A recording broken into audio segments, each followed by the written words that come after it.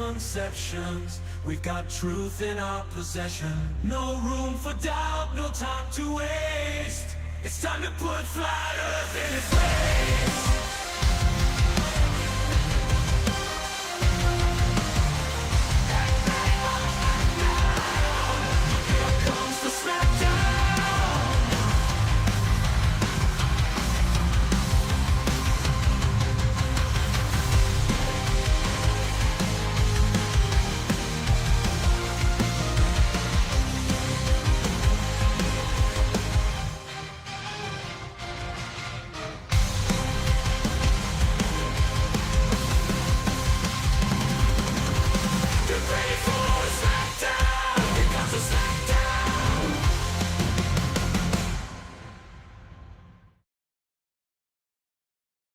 Welcome everybody to Tuesday Night. I'm your host, MC Toon. We will be watching a live debate as it happens tonight. I hope you enjoyed the new intro. It is the first time I think I've played it correctly. So anyway, here's the debate. This is Owen Wilson debating hate preacher Jonathan Shelley, and Austin is just sitting there on the side. Then I'll kick it back, but I'm trying to be unbiased. It's a valid. He's not trying to be unbiased. He's totally injecting. How are they faking this? How are they deceiving? How would so many people be in on it?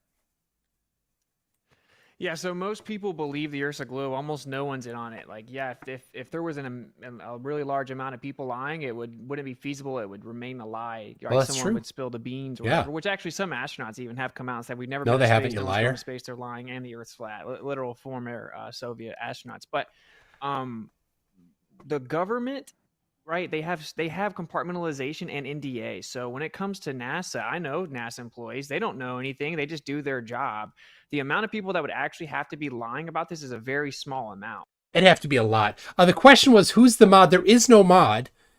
It was billed as Owen Benjamin was going to be the mod, but it's actually been Hate Preacher versus Owen mostly.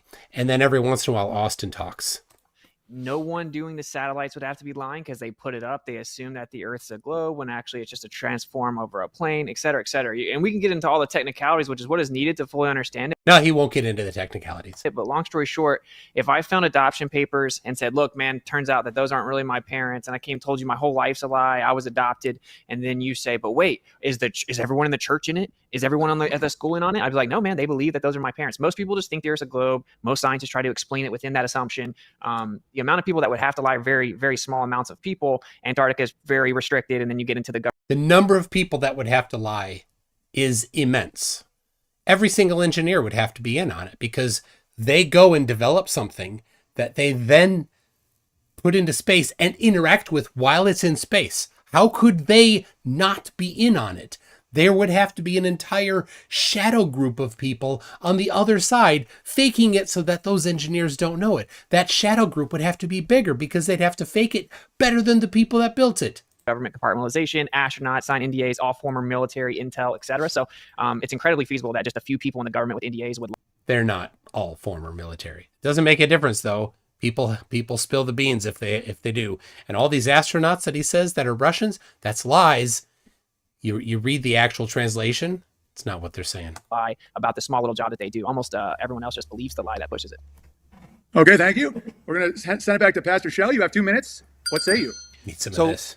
the countries that claim that they went to the moon is the United States, Russia, China, India, Japan, Israel, ESA, Luxembourg, South Korea, Italy, UAE, Mexico, and Pakistan. So they would all have to be in on the scam. 90 countries have satellites. At least one person within their government would have to know that. You have NASA, you have SpaceX. Red Bull actually had a guy jump from space, and they have videos of the globe. You have Dude Perfect, literally sent Kobe Cotton up into space, and you have the video. I can play the video right now, and they even ask him, and he clearly says that the Red Bull didn't have somebody go to space. That wasn't space. Earth is not flat, it's round. Additionally, you have many companies. So just so you know, this guy sucks. This guy, he's a horrible, horrible person. Watch my video on Conspiracy Tunes if you want to get a little taste of what he's about. So my hope is that Austin converts every single one of this loser's congregation to being flat earthers. He's making spacecrafts, satellite companies, airline companies, people have traveled to Antarctica, scientists, physicists, and astronomers who how can you be a physicist that's studying the orbit, the tilt, and the rotation of the Earth regularly, and you're not even considering the fact that these are lies or something, or that it's flat. I mean, it's really just absurd, to say the least, to think how many people are not even questioning their own reality, and somehow Austin or other people they have this truth that none of these people care about. I mean, to me, it seems like you're attacking all these people as if they're just brain dead idiots, because I just don't understand how I could be studying those models with all of, like, that's my career literally, and I don't get it. He brought up this adoption paper, but here's the thing: all you would need is one person, one of these satellites, one of these individuals go up and take a picture of the Earth being flat, and then okay, maybe you have some evidence. You don't have any evidence, specifically when it comes. I'm going to do a quick follow-up. Pastor Shelley, do you believe that the climate change models are true? See, here Owen is debating, not moderating.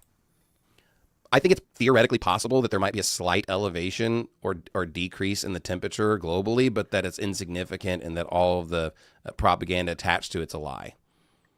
So do you think all of... Froze. This happened before to me, so I don't know why it froze here. This is Rumble. I don't know. It's got a bit of a maybe it's Rumble. Don't know. Maybe it's me. I don't see people in the people in the chat there are saying internet's broke. I guess Owen Benjamin never did get that Ethernet cable. Oh, somebody says we are back. I don't know. Yeah, it's weird. I'm cheering for Witsit to win this one if he would get a chance to talk. But Owen's just kind of owning it all. It's a lie. So do you think all of... Again. It's the same Austin it's face. A lie. Same Austin. So do you face. think all of... Look at the Austin face. It's a lie. So do you think all of... Yep, I think all of. Where'd it go? Rumble commercials. Oh, maybe it's the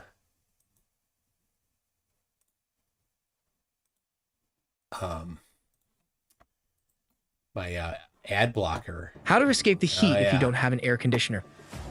This only takes 5 minutes. All right. Yeah, so it's the ad. My ad blocker might have done it. So hold on a second. I got to skip it. I don't want you to see it. There we go. Oh. It's gone back to the beginning.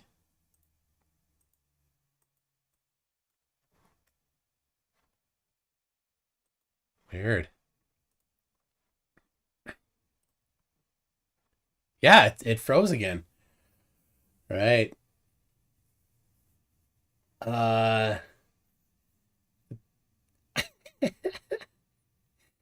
It's not working. Oh, no loss. Let me read a couple things here. Thank you everybody for joining. I don't know what's going on. Maybe it's not working out for them over on Rumble. So it's man, it's a mess. Owen was totally just debating him, and now I think somebody called him out. Somebody must have said, shut your face hole, because he stopped trying to be so interjecting.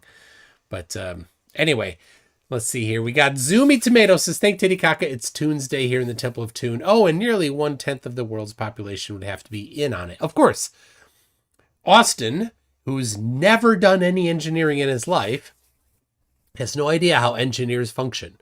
He has no idea how engineers do their job. He has no idea how engineers interact with the things that they create. So everybody would have to be in on it. You couldn't compartmentalize people away, because the electrical engineers talk to the mechanical engineers, talk to the computer engineers. Everybody has to talk to each other in order to develop something. And then this is pretty cool.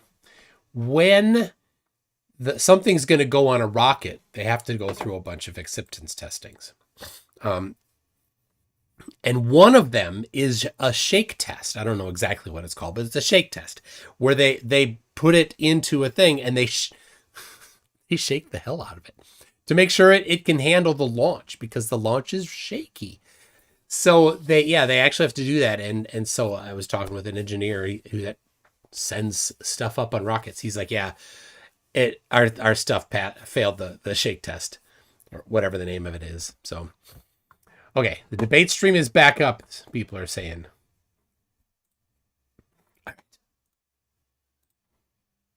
That would even potentially appeal to. And even additionally, the second reference here, Isaiah 40, verse 22, is bringing up the Dead Sea Scrolls. The Dead Sea Scrolls doesn't even say disk, it says circle. So I think that there's probably some misinformation when it comes to verses and how they fit to this particular model. But we can pull up. King James says, it is turned as clay to the seal, and they stand as a garment. See how Owen is in there? So cute. Yeah, so in Job 38, verse number 13, I want to make sure. That's 14, I think. I think it's verse 14. Yeah, look at that. So who's this from? See that? Over on the right side at Brett F.E. Bible Jesus. I think I know this guy on Facebook who put this together. But you know what? They cherry pick the translations that fits their narrative. So here where it says, to his point, Isaiah 40:22, DSS. Don't know what DSS stands for, but Disk of the Earth. Oh, Dead Sea Scrolls. A firmament dome shape described Dead Sea Scrolls. See, Dead Sea Scrolls aren't written in English. It's in verse 13, it says that it might take hold of the ends of the earth, that the wicked might be shaken out of it. It is turned as clay to the seal, and they shall stand as garment. Now, in verse 14, it says as clay. The word as is an indication in the modern English language of a metaphor. So specifically, it's not bringing up something that's literal here. And clay... Of course, but the earth isn't literally clay. The metaphor is that it's a seal to clay, but the shape... Thanks, Owen. Thanks for debating, Owen. Well, clay can be formed into any shape. You could have a spherical pot. So clay is just simply going around and again, my hands, around the ring that's spinning specifically. But you can shape Austin that clay is the game however boy he you eats want. last. It doesn't prove. Yeah, but a seal is never a ball. And how do you have good job, Owen? On a ball, like how Keep the ends debating, of the Owen. earth, the corners of the earth. Sure. These things are. And I'm no expert. Not in a religious debate. But like those. Yeah, you words, are. You're just making religious claims. In the circle thing. Sure. There's no end on a ball, and then the metaphor of a seal is never a ball. And so, is it a debate? Is it an opinion, or is it heresy to believe that is a reference to not a ball? Well, again, my view of heresy is just something that's wrong. But all right, let me read a couple more here. Fake titty caca. It's Tuesday. I got, because there's one coming up here. I want to read the Beacon says, is flat Earth worse than the Marxist revolution, or in our country, the main wire? I don't know what the Marxist revolution is that you're talking about, the main wire. Flat Earth is stupid. Flat Earthers are dumb, and often they are horrible people.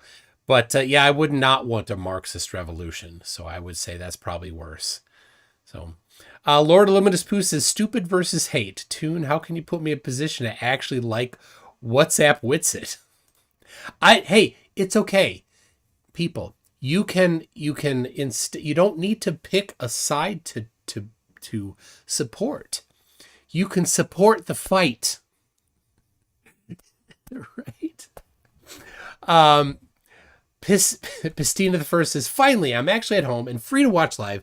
Saw the video Conspiracy Tunes on my way to work this morning. Wow. Mark my words. Witsit is just trying to start a cult. Witsit already has a cult. He already does. Flat Earth is a cult. It is a religious belief system. All of the things that they think are evidence for flat Earth are a misunderstanding of the globe. Every one of them. Everyone. And then based on the not evidence, they then have a belief. Then they're like, oh, that convinced me somehow that Earth not something, therefore flat. You see, it's backwards. All right. Lord Illuminous Pooh says, I've spent the last 6 weeks meticulously copying and replacing all the paragraphs in the ship of Theseus Wikipedia. Copying and replacing all the paragraphs in the ship of... I don't know what you're talking about, but it sounds hilarious. General E. Shady's a new member at Newton, and now we get to racist Ronnie, who sounds like he's a friend of Owen. Says Owen rocks. Owen can kick rocks. He's a contrarian and opposes socialism. Well, I oppose socialism. I think people should be free to do what they want. And I don't have a problem with contrarians. But he has some serious issues. And I don't think he's this next thing. He questions everything. He doesn't question everything. He doesn't question flat Earth. And then while MC Toon punches down, or Mick Toon, yes, I punch down. Flat Earthers, it requires me to punch down. I can't not debate them and punch down. It's always punch down. Anyway, bear power. Okay, if you're into that stuff, go ahead. But thanks for that $5 super chat there, racist Ronnie. Lord Luminous Pooh says mother retired from the Southwest Research Institute, where they do some of those shake tests. Shake it till they break it, not to tolerance, till fail.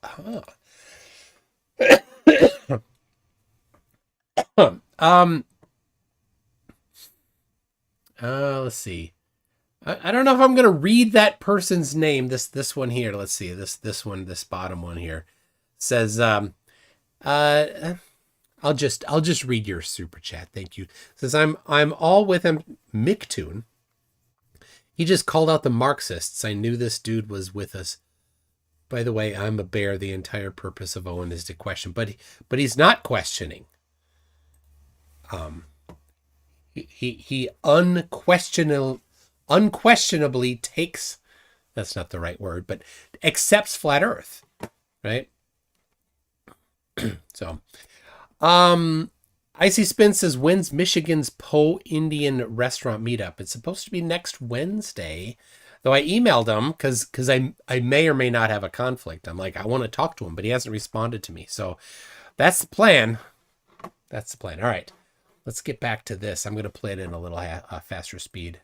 It comes to... Okay, cool. Oh, that's good. Cool. When it comes to specifically what you're bringing up about the end of the Earth, if we go to the coast, that's the end of Florida, or that's the end of the continent, right? So when we're talking about Earth can mean a few different things. Earth could be the entire planet. Earth could be just the dry land. It's described in Genesis chapter 1. Or Earth could refer to the people. And I think a lot of times the argument is missed because people are attributing the wrong definition for the word Earth when it's used. So when we talk about the ends of the Earth, we're talking about the corners and the edges of dry land as they basically end for a continent. So of course the ends of the, and we could look up tons of references of ends of the Earth in the Bible, and it's very clear, talking about bringing people from the ends of the Earth.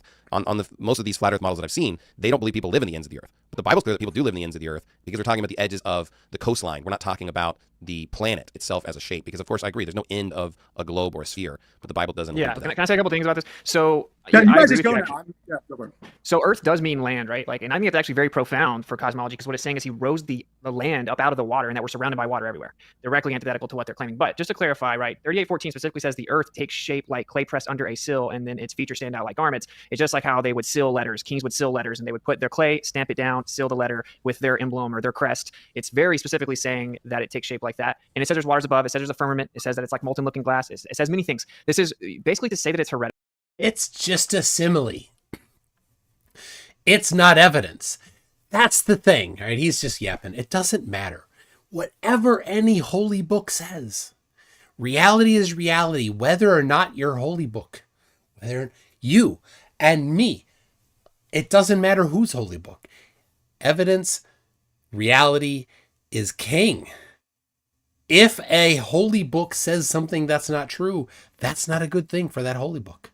Of the Earth, like clay, or like a tint, and where grasshopper inhabits within it, and it comes from rakia, beaten out strong as bronze, and it's described as molten looking glass. So it's described as physically holding back water. Do you believe the firmament is a physical thing? Like, is it a glass dome? Or I'm just curious what your opinion is. I think there is something physical containing the Earth. Yes, I don't know what it Is that what you call the firmament? Yes. Okay. So in Genesis chapter number 1, when the Bible says that the birds fly in the open firmament, what is that? It actually says upon the open, like the open face of the firmament. So it actually, the actual words that the translation comes from tells you that they're flying upon the face of the firmament. It doesn't say face. He just added that right now. He just invented that on the fly. And we know that the birds are in the lower heaven described in the scripture, right? So there's layers up, the birds fly in this lower layer called heaven. There are multiple layers of heaven, and it's all within the firmament. It says it flies upon the face of it, which makes sense. You look up, you see the birds, the firmament would be behind it. Well, I want to clarify, because in Genesis 1:20, it doesn't say that. It says the fowl that may fly above the earth in the open firmament of heaven. So the King James is saying that they fly. See, Witsit just added face. Did you catch that? And he's talking so confidently while he's wrong. And Hate Preacher comes in to correct him. Who do you vote for? Who do you cheer for? You cheer for the fight. Fly in the open firmament of heaven. Yeah, I'm not one of these people that think that the people that wrote KJV were somehow the arbiters of truth. The original word specifically says face. Of course. No, it doesn't. He's just inventing that. When you bring up that these people defined it a certain way, they believe the earth was a globe that flies through space. Of course, they're going to define the term a certain way. I don't even argue too much about the scriptural part of it. I'm just going to say my stance is very clear. It's blatantly that the earth is stationary, immovable, and fixed. It has pillars as a firmament separating the heavenly waters from the earthly waters. Almost every scholar will agree. I'm not appealing to them. Every scholar would agree with that?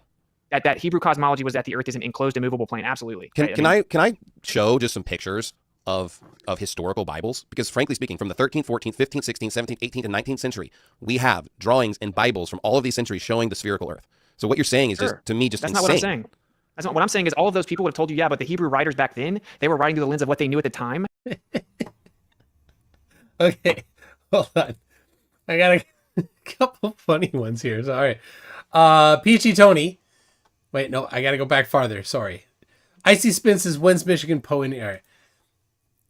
I'll come back to that, and I'll be watching on Facebook and Discord at least, and my community tab.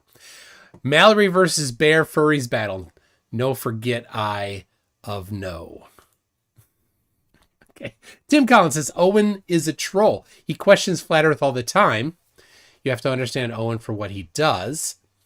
He does this on purpose. Owen wants to crush the establishment. Thank you for opposing socialism. I'm not buying that about Owen. He's been to the Flat Earth Convention, right? He went there in 2019, right? He didn't go there questioning it. The Flat Earthers that like him don't burping. Some carbonated beverages here. No, I don't think that he's a Flat Earth troll. I think he really believes it.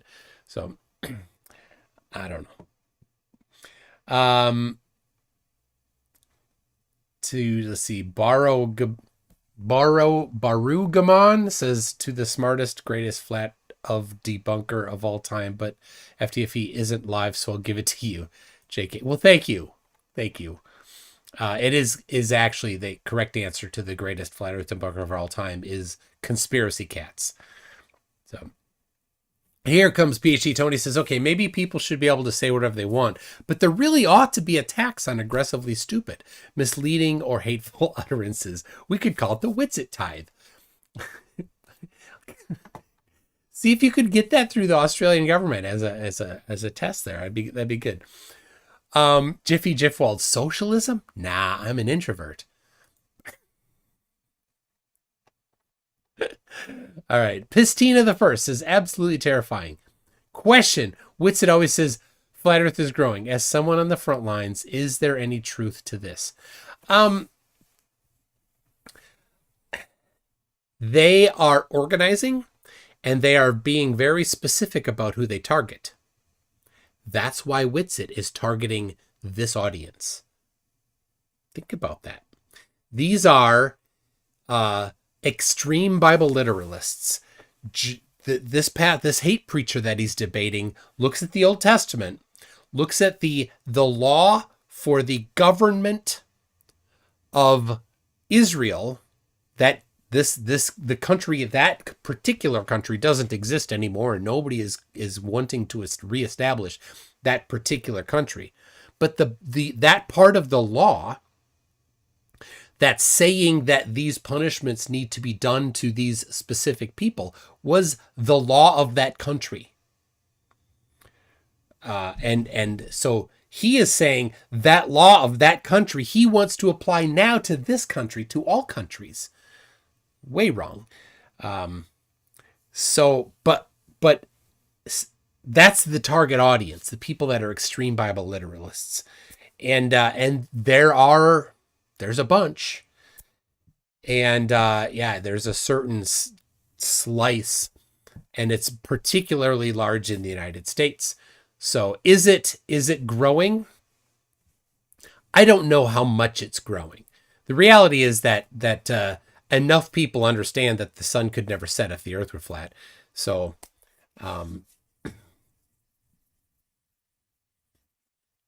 you have to really, to be a flat earther, you have to be stupid. You have to be really, really stupid to not understand the basic geometry that the sun could never set. Just can't. So is it growing? Well, maybe. The population is growing, and there are people that are stupid enough that haven't yet been fooled by it. Could be that there are more people. You look at places like Brazil.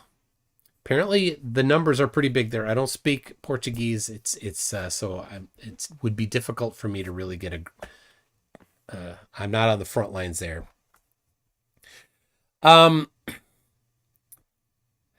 I don't know. It because it's a cult. It is the type of thing that people rarely escape from, because it's a religious position, right? People get this religious position of flat Earth, and then they didn't get there because of logic. They got there because of the opposite of logic. So logic doesn't get them out. So anyway, the Beacon says everyone knows flat Earth is fake and whatever. What? Why are you? Owen, aka Big Bear, mocks this. I don't see him mocking it, and supports it at the same time. See, it's counter-revolutionary in purpose. MC2 and Levia, the entire purpose of Owen is to bear. Zoomy Tomato says, "Do they get Bear is a fat hairy gay man, right?" That was what I was laughing at. Racist Ronnie says that he thinks that I should organize against Marxists and flat Earth. I'll pass. It's not my thing. Racist Ronnie says that I am based AF. Crush flat Earth and socialists. Thank you. The Beacon says Peachy Tony being stupid is not a crime. Why should stupid people have to pay more than the others if they can't help it? That comment warrants a tax. They're arguing. Oh my gosh. They're arguing back and forth about that. Send each other a bill. Racist Ronnie says, I watch Owen all the time. He laughs at flat Earth. Well, send me the name of the video and when he says that he doesn't think that the Earth is flat.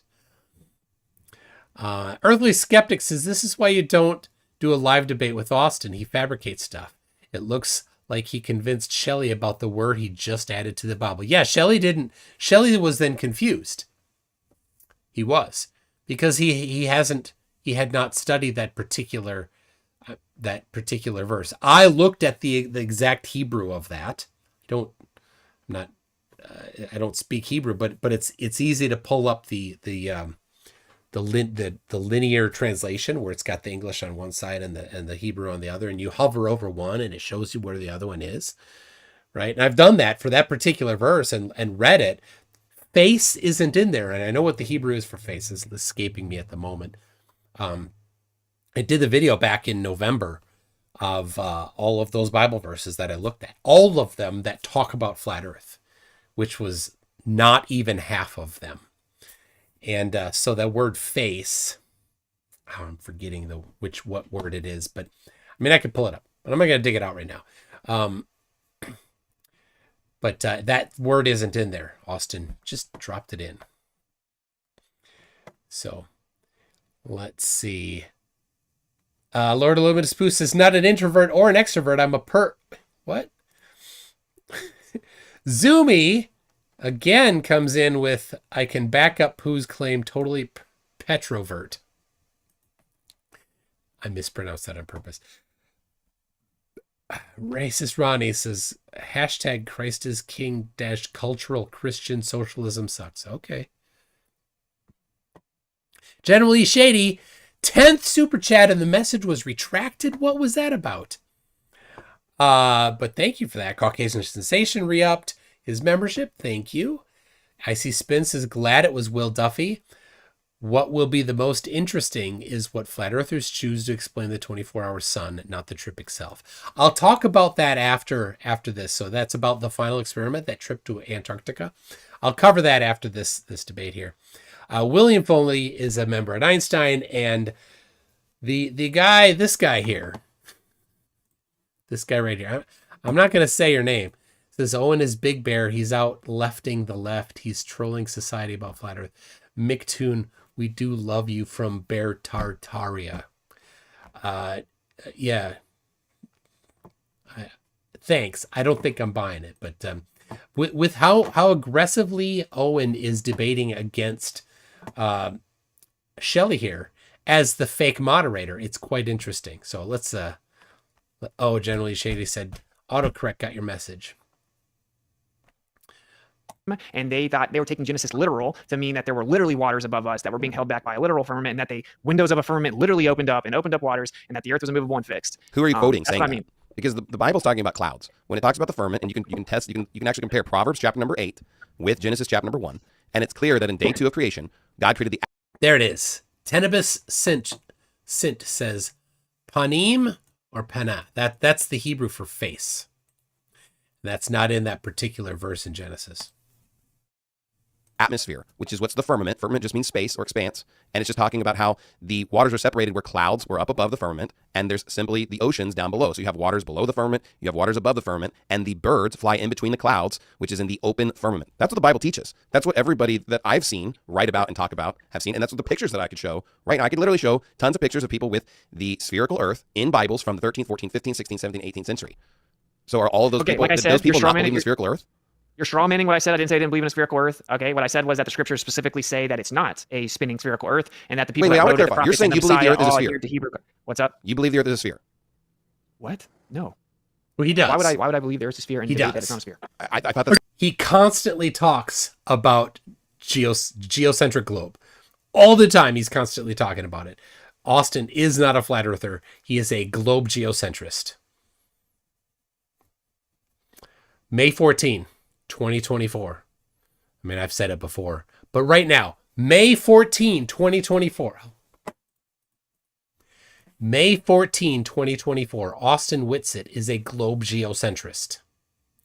When the trip to Antarctica shows that there is a 24-hour sun in Antarctica, Austin will come out of the closet and declare that he is a globe geocentrist. There's my prediction. Okay, I feel like we're getting a little off track here, boys. Let's Yeah. just, and I'm not taking over. I'm just going to reset a little bit. Pastor Shelley has made a lot of points on Eratosthenes, and I've not heard Austin address that yet. Austin, would you like to, are you familiar with the experiment? Can you explain it? How did Eratosthenes prove that we are on a ball Earth? I don't want to let you off the hook on that one. Yeah.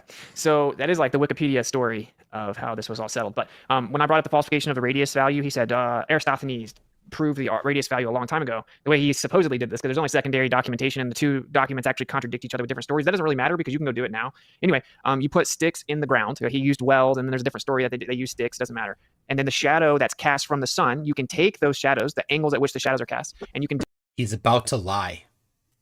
He's never done the math. do the math. You can use spherical geometry to get a circumference. And of course, you get the radius from that. Now, obviously, in order to do that, you must use spherical geometry. So you have to assume the Earth's a sphere, and you also have to assume that the light rays are parallel, right? So the sun has to be super distant where the light rays are parallel, and then the Earth is a sphere to even begin to do the math to figure it out. Also, admittedly, right, that if you can't prove it unless you have many, many other data points, is what the mainstream will tell you. 2. All you need is 2 to disprove flat Earth. 2. And he only used 2. So like Neil deGrasse Tyson, and just to point out how No, he only used 1. He had the subsolar point, and he had his location. 1 angle was what he measured. 1 angle. Not 2. 1. So you need Eratosthenes at one latitude and another guy at a different latitude. That's all you need to falsify flat Earth. The math will not work for flat Earth. How accepted it is in the mainstream. We'll tell you, obviously, with two shadows, it works perfectly fine on a flat Earth with a local light source, which is true. In fact, we've actually replicated it with like 100 different shadows.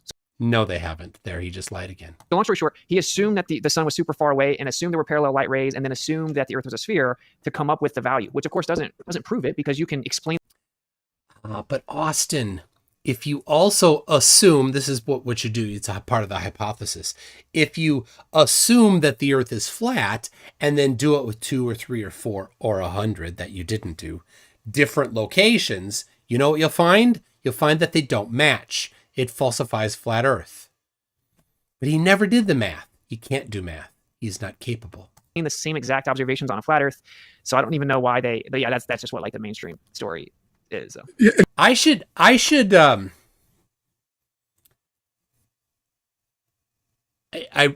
probably should just do a $10,000 challenge to do what he just said, to put to them what he just said, right? To say, well, here are 2 observations, 3, 4, maybe 4, I don't know. Measurements of the angle to the sun. Austin just now boldly claimed that you can do the math the same for flat Earth. But you can't. I know you can't. I tried it. I did the math. Flat Earthers are incapable of doing math. And didn't he believe that the sun was 1 million miles away, not 93 million? Something like that? Yeah, it's a super far away. I didn't even really make it specifically. Pastor Shelley, do you believe in mainstream space, like trillions of stars, light years away? Why is Owen bringing... Oh, that's right, because Owen is debating. Because Owen is a flat earther, and he's interjecting in this instead of moderating this. Nuclear explosions. Do you believe in like the mainstream space or a different type of space? I just would like to know what you believe as far as what the stars are, how far away are they, stuff like that. I'm sure that when it comes to our solar system specifically, I probably agree with most mainstream views, is what's taught in public school and college and accepted. When it comes to distant stars, I guess I'm somewhat skeptical of the fact that we could know for sure exactly how far those stars are. But I'm not, like, it doesn't really change anything for me if they truly are as far as they claim they are. But, I think it's impossible to know for sure exactly how far if it's something 1,000 light years away or even much further, what they claim, like, it's pretty much improvable in my opinion. We can only make hypotheses and predictions. And of course they do those and they seem to match what they suggest. So it is plausible in my mind, but I'm not going to sit here and say that it's for sure. Okay. Pastor Shelley, is there any topic you want to explore more that you want to get back into? I know I pulled this out because it just felt like the bickering, I was just trying to refocus with the Greek guy. Is there anything biblically you want to talk about and go back and forth with Austin? Well, I do want to bring up a couple other things that we haven't brought up, just some newer things. Great. But I do want to bring up the idea of solar eclipses specifically. And if possible, can I bring up graphic 17? Just because we recently had a solar eclipse in March. What will Austin's deflection be? Will he say, we don't even know it was the moon? Part of the country. I don't know where you guys are located, but in the Dallas-Fort Worth area, we literally experienced a solar eclipse, and they were able to tell us exactly when it was going to come. They gave us the exact minute marker. They could tell us, and you can even see one of those plotted down there. But these solar eclipses are actually going in all kinds of different directions. And from most flat Earth views or models that I've seen, they kind of just have like a child's mobile where the moon just kind of going in this circular pattern. Well, that wouldn't fit these solar eclipses. Nor does the flat Earth model give you any prediction as to tell you when these solar eclipses are going to happen. Whereas the heliocentric model literally does give you these predictions, and they're accurate. So to me, that's not something that we just like made up. I really did see the solar eclipse. These pathways really do match reality, things that we've observed and seen, and they do fit with the heliocentric model. So I'm just curious from Austin's perspective, what he would say about these solar and lunar eclipses that we observe. Okay, now that's a good one. Austin has said in the past, and he's changed, he has claimed that NASA couldn't predict eclipses using the heliocentric model. I have several clips of him saying that when he was touring the country. In fact, he said it in Minneapolis, right in front of Lake Calhoun. But I did a video exposing that lie, and he stopped saying that to my knowledge. When he debated Will Duffy on this particular topic, he claimed that they could predict eclipses using the flat Earth model. So my guess is that that's what he's about to say. He's about to lie, because he knows that they can't do it. He's about to lie and claim that flat Earth can predict it. Let's see. And then maybe he'll even say it's not good in the southern hemisphere without any actual evidence. That's a valid, Pastor Shelley brings up a valid point that the globe model can make accurate predictions over time, which is a good point. And Austin, what is your answer as far as their ability to predict the eclipses? Go ahead. What say you?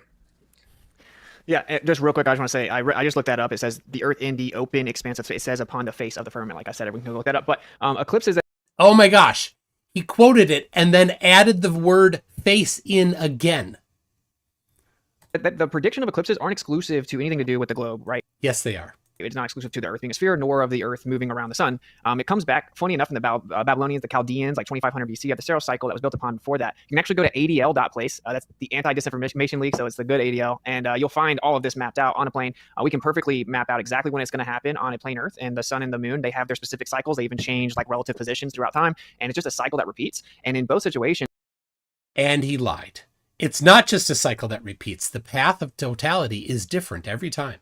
They don't repeat. They're all unique. Your prediction gets more and more accurate the closer it gets to the time of the eclipse. So actually, if you paid attention, they changed the path or the locations of the path of the eclipse like 3 or 4 times in the weeks leading up to the eclipse, even in like the mainstream perfect model and all this stuff, right? Because it isn't about the model. It's about the sun and moon. They have a cycle that there's a. What an absolute bastard liar. You pathetic, worthless, idiot, lying sack of garbage. This didn't change. This book didn't change in the weeks leading up to the eclipse, you worthless piece of garbage. You, God damn, you such a bastard. Piece of crap. Just lying so much. This didn't change, you jerk.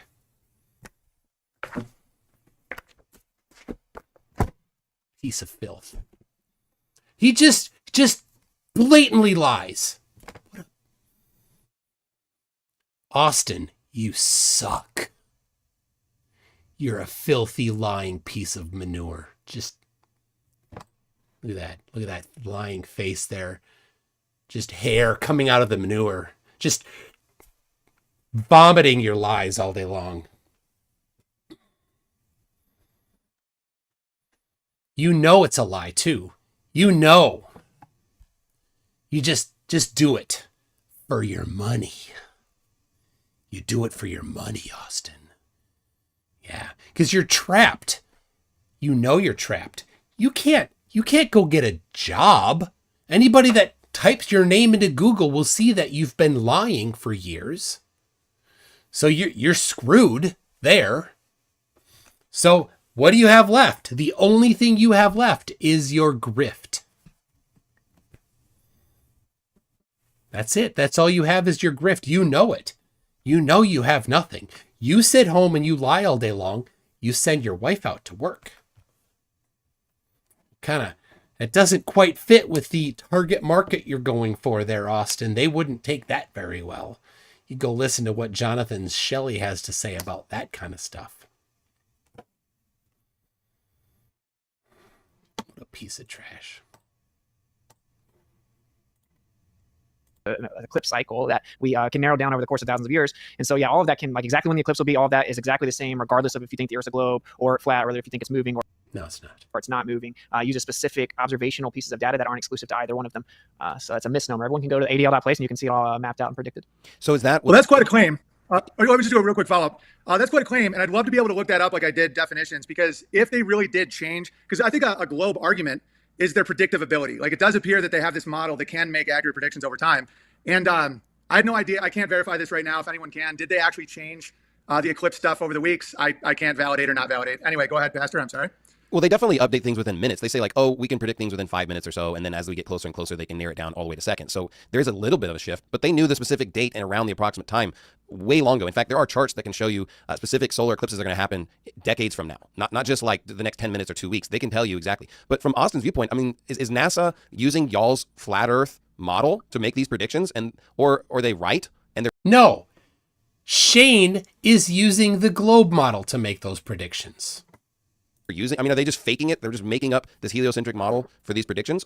Like, I'm just kind of curious how they're coming to these conclusions, because you say all these things are faked by them and they're lying about all this stuff, but they are making accurate predictions about these eclipses. And it wasn't even NASA. It's not like NASA's the first one to predict these eclipses. These eclipses were predicted in the 1600s, 1700s, 1800s. I mean, we've already known these cycles and these patterns, and they're not subscribing to a flat Earth model specifically. So I want to know, are the people that are making these predictions, are they using your flat Earth model, a geocentric model, or are they using the heliocentric model? Yeah, they literally use. All right. I gotta pause this for a second because Dan L has a very good point here. Austin just said the good ADL. You bastard. The Anti-Defamation League, he is calling the bad ADL. I put a link to ADL's website in the video I did this morning. That link is talking about Owen Benjamin. I'm sure the ADL has a link as a page for Jonathan Shelley as well. Well earned. Yeah. So I'd say no. Shane St. Pierre's ADL is the bad ADL. It's the one that's lies. And Austin just, he just lied again. He's like, oh no, that's ours. No, it's not. What they did is he stole Walter Bislin's one. He named it his own. It's just blatant plagiarism. Just blatant plagiarism. Just completely stole it. Theft. Yeah, they literally use the geocentric model. So they use what's called an Earth-centered, Earth-fixed coordinate system. That's a globe, you asshole. Because the observations happen from the Earth. And no, they weren't just done in 1600s. Like I said, they were done in 2500 BC by the Chaldeans. It's called the No, they weren't predicting the path of totality. The first time that the path of totality was predicted was in the 1600s. It wasn't great. It wasn't until 1715 that it was done well. cycle, and they were a flat Earth geocentric civilization. It isn't exclusive to either one. They reverse engineered the globe from what we see in the sky. But like I said, he just described science as if it's a bad thing. The predictions aren't exclusive to any belief. And also, just to make sure you guys know what I'm saying, the date is pretty well known. To get to more narrow of exactly when in that day it'll happen, you have to get closer to the actual time because of the periodicity of the sun and the moon over time. I'm talking about they changed the location. So like the path of totality, they were actually narrowing it down and moving it over by a few miles over leading up to that moment. And this was just well known and accepted in like mainstream articles. You could look it up. Not by a few miles, you lying piece of filth. Feet. The place I went, months ahead. Same path. There's 2 or 3 different models that were used. They were all of 100 feet off of each other. That's it. Now, it wasn't like hundreds of miles. But my point is just this idea is that there's a specific sphere with a specific size, and we know where everything is, and we're going to be able to tell you where the eclipse is. That isn't how it works. The eclipse is based on the periodicity of the sun and the moon. It's been mapped out since 2500 BC. Just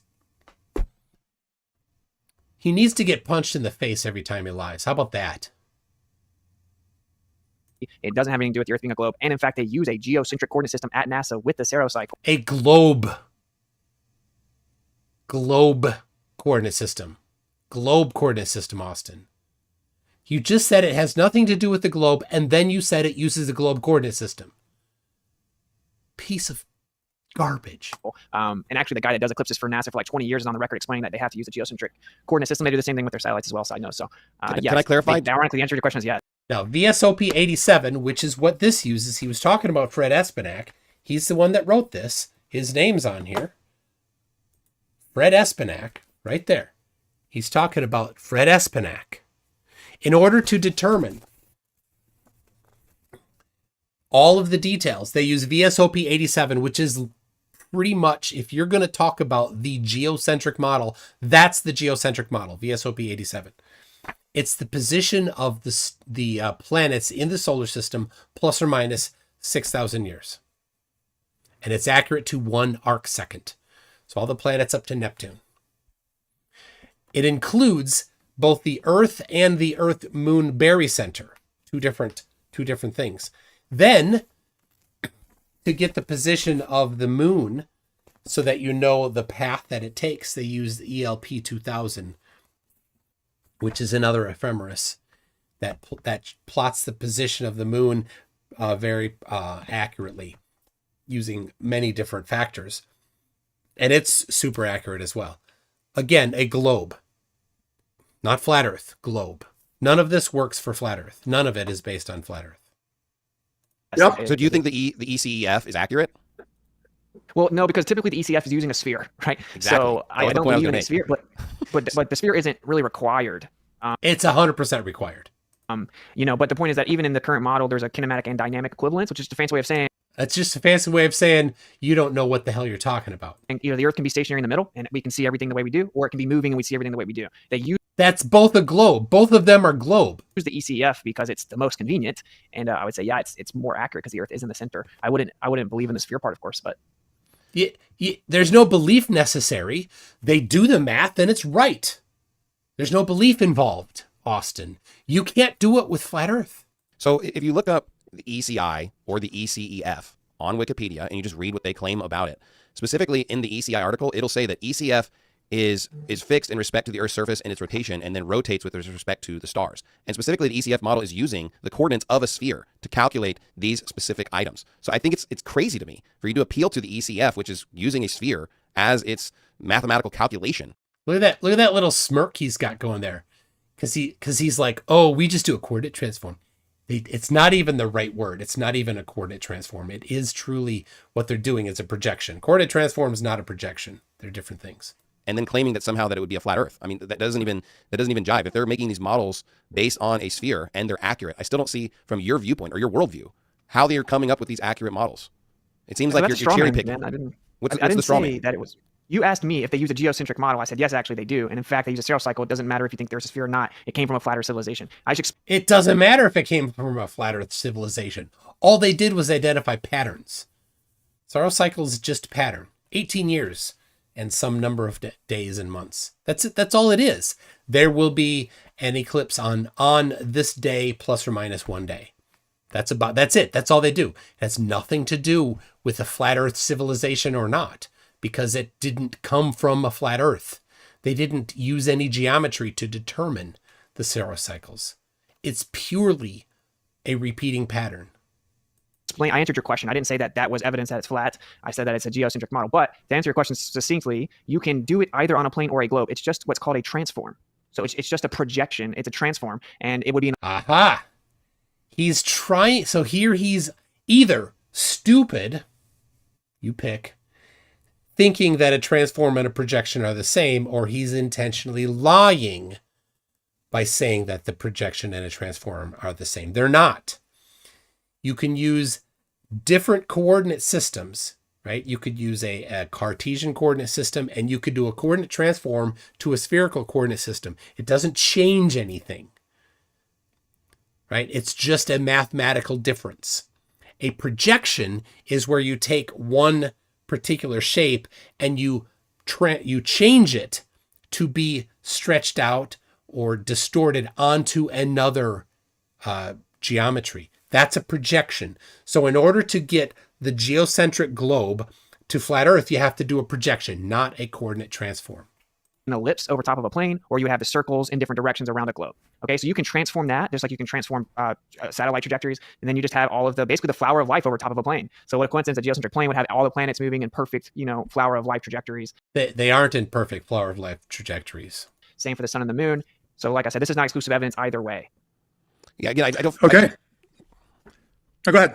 I don't feel like that answered the question, because my question wasn't necessarily centered around that particular nuance. It was more on the idea, are they using a geocentric model? Which again, like they're using the word geocentric is in reference to something, right? Geocentrism is different than just saying something's geocentric. Geocentric just meaning that you're focused on the Earth specifically.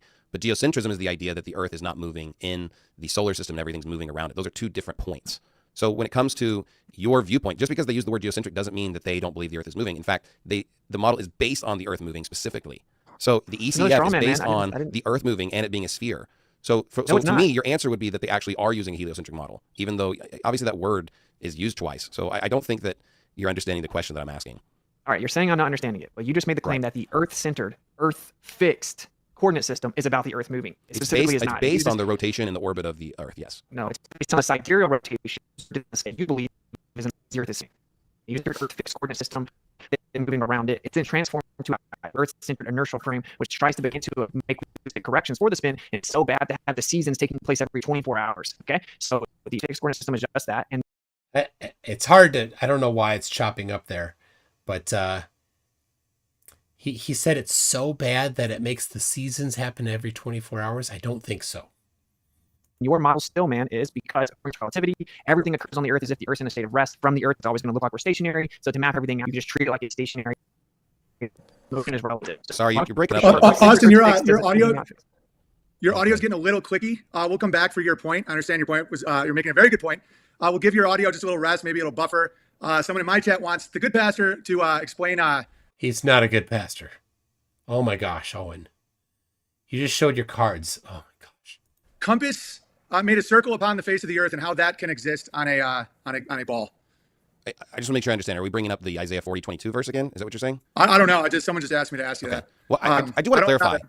So the Earth, let me make sure I'm getting this in the view. The Earth-centered, Earth-fixed model is specifically saying when there's a star that's out here in the distant light, even though the Earth is spinning, that starlight traveling towards the Earth doesn't change. And so they calculate where on the sphere that specific point would be hitting our sphere, even though the Earth is continually spinning. But that model is specifically based on the rotation of the Earth. So it's silly to me to then make some kind of a geocentric argument or geocentrism argument. When it comes to the circle of the Earth, I believe that means sphere. But even if you took it as a literal circle, the outward crust of the Earth would be a circle. And of course, God doesn't sit in a two-dimensional world. He sits in a three-dimensional world. And I have a few pictures, if we want to show them on the screen real quick, but there's a lot of Bibles that literally have Jesus Christ sitting on the sphere of the earth from the 13th, 14th, 15th, 16th, 17th century.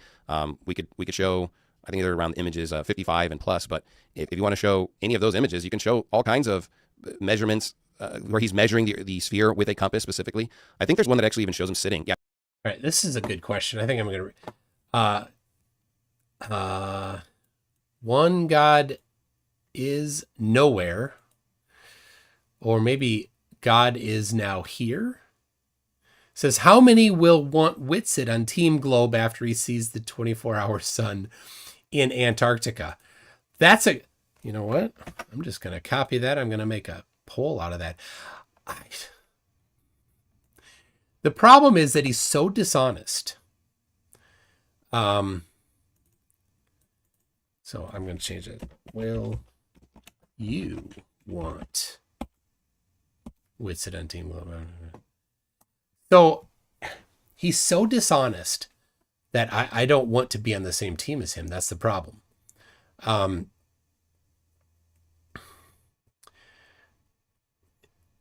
Yeah. What do you say about that? So that's a tough one, right? There's some that I definitely would not want, like Oakley. Definitely stay flat earth. Witsit, he lies so much, right? It doesn't matter what he does.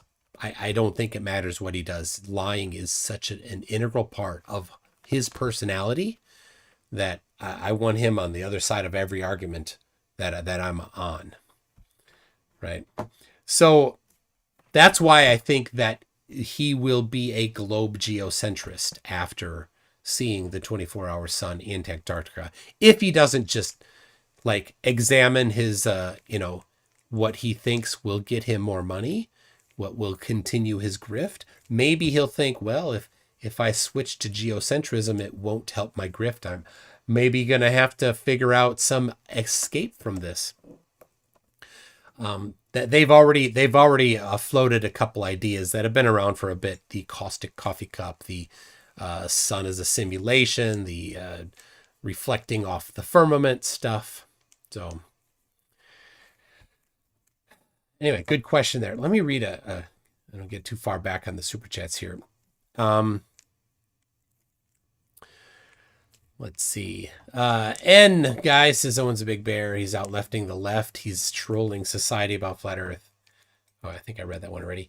Pistina the First says, sheesh. Radicalism running rampant. Coincidentally, I'm Brazilian American. My family mentioned the fringe extremism there lately, but I had no idea this was one of them. Yeah, in Brazil, apparently it's very common. Very it's there's a large enough slice of society that in Brazil that thinks it's an issue. So there was a well-known flat earther in Brazil that recently escaped flat earth, and I had messaged him a little bit about coming on, but he doesn't speak English, so he'd have to have a translator on, and it just didn't really work out. But I was super excited though for him. We did exchange enough emails back and forth, and of course we can feed it not real time. We can feed it through a translator, so you know what we're talking about. So I wished him well for that. So. The Beacon says, say his name. I'm not going to say his name. I'm not. But thank you for the $5 asking me to say his name. Lord Illuminous Poo says, for a second, I thought you meant Owen Morgan, Telltale, was like left, we then left, Telltale not even. No, he's not. Yeah, that's not him. Lord Illuminous Poo, left or then left. Okay, left or then left. Yes. Yeah, I think he's on the left, isn't he? See, Owen Benjamin, I don't think is on the left. Nope. Joe Schwartzbauer is a member at Newton. Thank you for that. Ian Reagan says socialism is not the same as communism. Socialism is needed to counterbalance unfettered capitalism. For what it's worth, I would not be alive without socialized healthcare, the peerless NHS. Yeah, it's tough. Because there are some benefits that people see to like a socialized healthcare system, but there are some problems that people see to it as well. Will the demand for things be an issue? I don't know. No, it's not my deal. So I would not want to see regular things be hard to get to just because it's so many people using when they maybe don't need to. I don't know. Christina the First is the Beacon. No. What's that? Yeah, just say his name. Thank you, Christina. I also say no. Lord Illuminous Poo says, I manipulate people into being my friends by being charming and charismatic person. Then they're stuck. Being my friend, the long con, baby. Oh, that's funny. The Beacon says, Ian Reagan, to quote Lenin, the goal of socialism is communism. Okay. Serena's one says, my relative who was a government worker now collecting a government pension and SSI is rabidly anti-socialism. True story. Well, I don't think is being a government worker and collecting a government pension. I don't know if that is socialism or not socialism. Is it? Right? If you are employed, the government has to employ people, no matter what government there is, unless it's just none at all, which would suck, because that's just warlords. Then, and then SSI is a Social Security for people that are injured. So that does maybe get into that a little bit. I don't know. Dan L, the good ADL, question mark. Was that a quick slur against the Anti-Defamation League by Austin? Yes, it definitely was. Aaron Reese says this debate is 3 different flavors of stupid, like a crap Neapolitan sundae. Oh my gosh. Oh, the Beacon says, why are all flat earthers socialists? They're not. They do have a pretty, I think you'll find that they kind of collect together into groups, but I don't think you're going to find socialists being well represented by flat earthers. I don't know. I'm kind of guessing at that. I'm thinking that's not what you're going to find, but General E. Shady says, face desk that like button. No responsibility. Careful when you face desk. Weatherhelm says, my dad was a slide rule slinger and gyro guru who built the analog flight simulators for NASA X-15 project and such. Shame on these fools. I happen to have a slide rule right here. I keep it at my desk.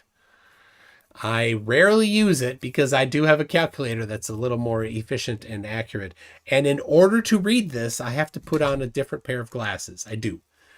The writing on here is very small. And in order to read it, I need these 2.5s. These are 1.5s. So I need the 2.5s. But that's cool. That's cool. Flight simulator for the X-15 project. Very neat.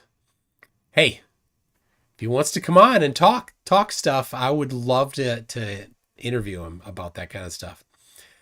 Pistina the First is random. Has anyone Has anybody picked up on the nervous tics? I noticed when FTFE pressed him, he seemed to use his soul patch as a pacifier. Can't bring myself to study his debates, though, because ew. All right, this is a good one. Astro Kate says, a person so vile as to call the ADL bad will have no qualms lying. Shame on Austin. Shame on anti-Semitism. Yeah. Absolutely. Miles Wilson says, by bastard, I think you mean that Austin acts like he has no heavenly father. Telling lies is a big hint.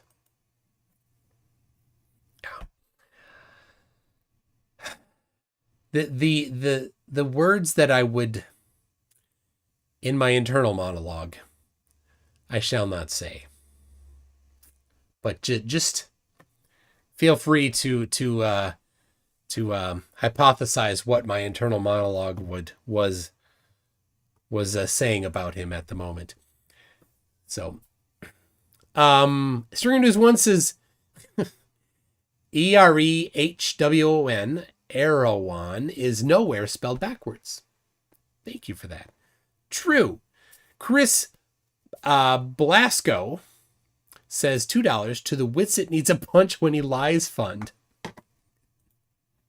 The poor guy, he'd get pummeled. Can you imagine the face after a debate? Just absolutely pummeled. Lord Illuminous Pooh says socialized services are like being 1 to 10% socialist, but socialism is top-down upheaval of the system. The first I am for the second. The first I'm for, the second not so much. As described there, that sounds a lot more reasonable. Okay, caught up on those. Let me get back to this mess. Yeah, go to image 80 or 62. Image 62. Yeah, here's him literally sitting on a sphere. And again, some of these are, obviously kind of symbolic or metaphoric in a sense, but at the same time, they are believing that the earth was a sphere. In Genesis chapter number 1, it shows the compass, which is a reference to Proverbs chapter number 8 specifically. And so, to say that Christians have historically believed in the flat earth would be gaslighting, because there's plenty of evidence to suggest that Christians for the last several hundred years have all recognized the sphere of the earth. They drew pictures of it. So you're making a... Look at that. There's a compass right there over the globe. That's interesting. Now here comes Owen. Is he going to debate? Claim that all Christians have recognized the spherical earth for centuries now. That's the moderator strawmans him. Lovely. Actually more of a no, I wouldn't say all, because right now there's Christians that don't. I'm just saying that. Right, and exactly. I'm just saying that Christianity in large, there's lots of evidences and proofs of Christians believing in a spherical earth throughout history. So why did they arrest Galileo for the? Is Witsit's mic still using? Is it working? Are you back? I'll pass it over to you as soon as you're back. I can't hear you. Yeah, no audio. Oh, no worries. Because the reference. It's okay, Owen. You just keep debating him. You would. Austin isn't even necessary, Owen. That appeal to consensus is what you're doing. I didn't do it. I'm trying to be a nice person, but the whole everybody agrees with me. All appeal to consensus is exactly what Witsit was talking about. He went on and on about how the consensus was of the people that wrote the Bible, that the consensus was that the earth was flat. He also brought up the consensus of the Chaldeans, and that they are a flat earth society. Whether or not they are is immaterial, but it was an appeal to consenses. Christianity. I mean, that's not. Well, just because someone believed it was a sphere doesn't mean it's true. I'm not trying to say that. Exactly. That's not my argument. And historically, the Catholic Church, which arrested and punished people for claiming it was not a geocentric Earth. According to mainstream, none of us can know if Galileo even existed. I totally get that. But to make the claim that Christianity has always backed the globe heliocentric isn't really an argument. I mean, I get it. I think flat earthers can be annoying, and you don't know God unless you're a flat earther, and everyone's always been a flat earther. I get it, bro. I'm totally with you on that. But that argument, there is. Wow. There's a little bit of Owen poking at some flat earth memes and tropes. It's not really provable. Can you hear me now? Yeah, we can hear you. Yeah. By the way, just clarify, I said the prophets. You made a couple big points. One is the observations require a ball because the movement of the stars, when the light comes down, it's because of the spinning of the ball. Okay, you can address that and also address the historical nature of Christians all believing in the heliocentric model. Go ahead. Yeah. So to clarify, I said the prophets and the authors of the scriptures adhered to Hebrew cosmology. That's a fact, right? So to invoke like 1600 interpretation, of course, the globe had started to, kind of take This is his appeal to consensus. over parts of the earth, actually, not all of it. But so that's all I was saying is that the actual authors of the scriptures adhered to Hebrew cosmology, and that's pretty Yep, they all consented to the same thing, according to Witsit. undeniable and actually not even disputed in the academic world at all. As for, I did kind of address what you followed up and said, and that what you're talking about is called sidereal rotation, and that's the stars rotating. And in your model, that the stars look like they're rotating around us, but it's just an illusion because we're rotating, making it look like they're moving. Okay, so they're just using sidereal rotation, and the ECF actually treats it like the stars are actually moving, and that the Earth is fixed. That's why it's called Earth-centered, Earth fixed. If the Earth's in the center of the universe in any model, it can't be moving because everything's moving in relation to it. The Stillman.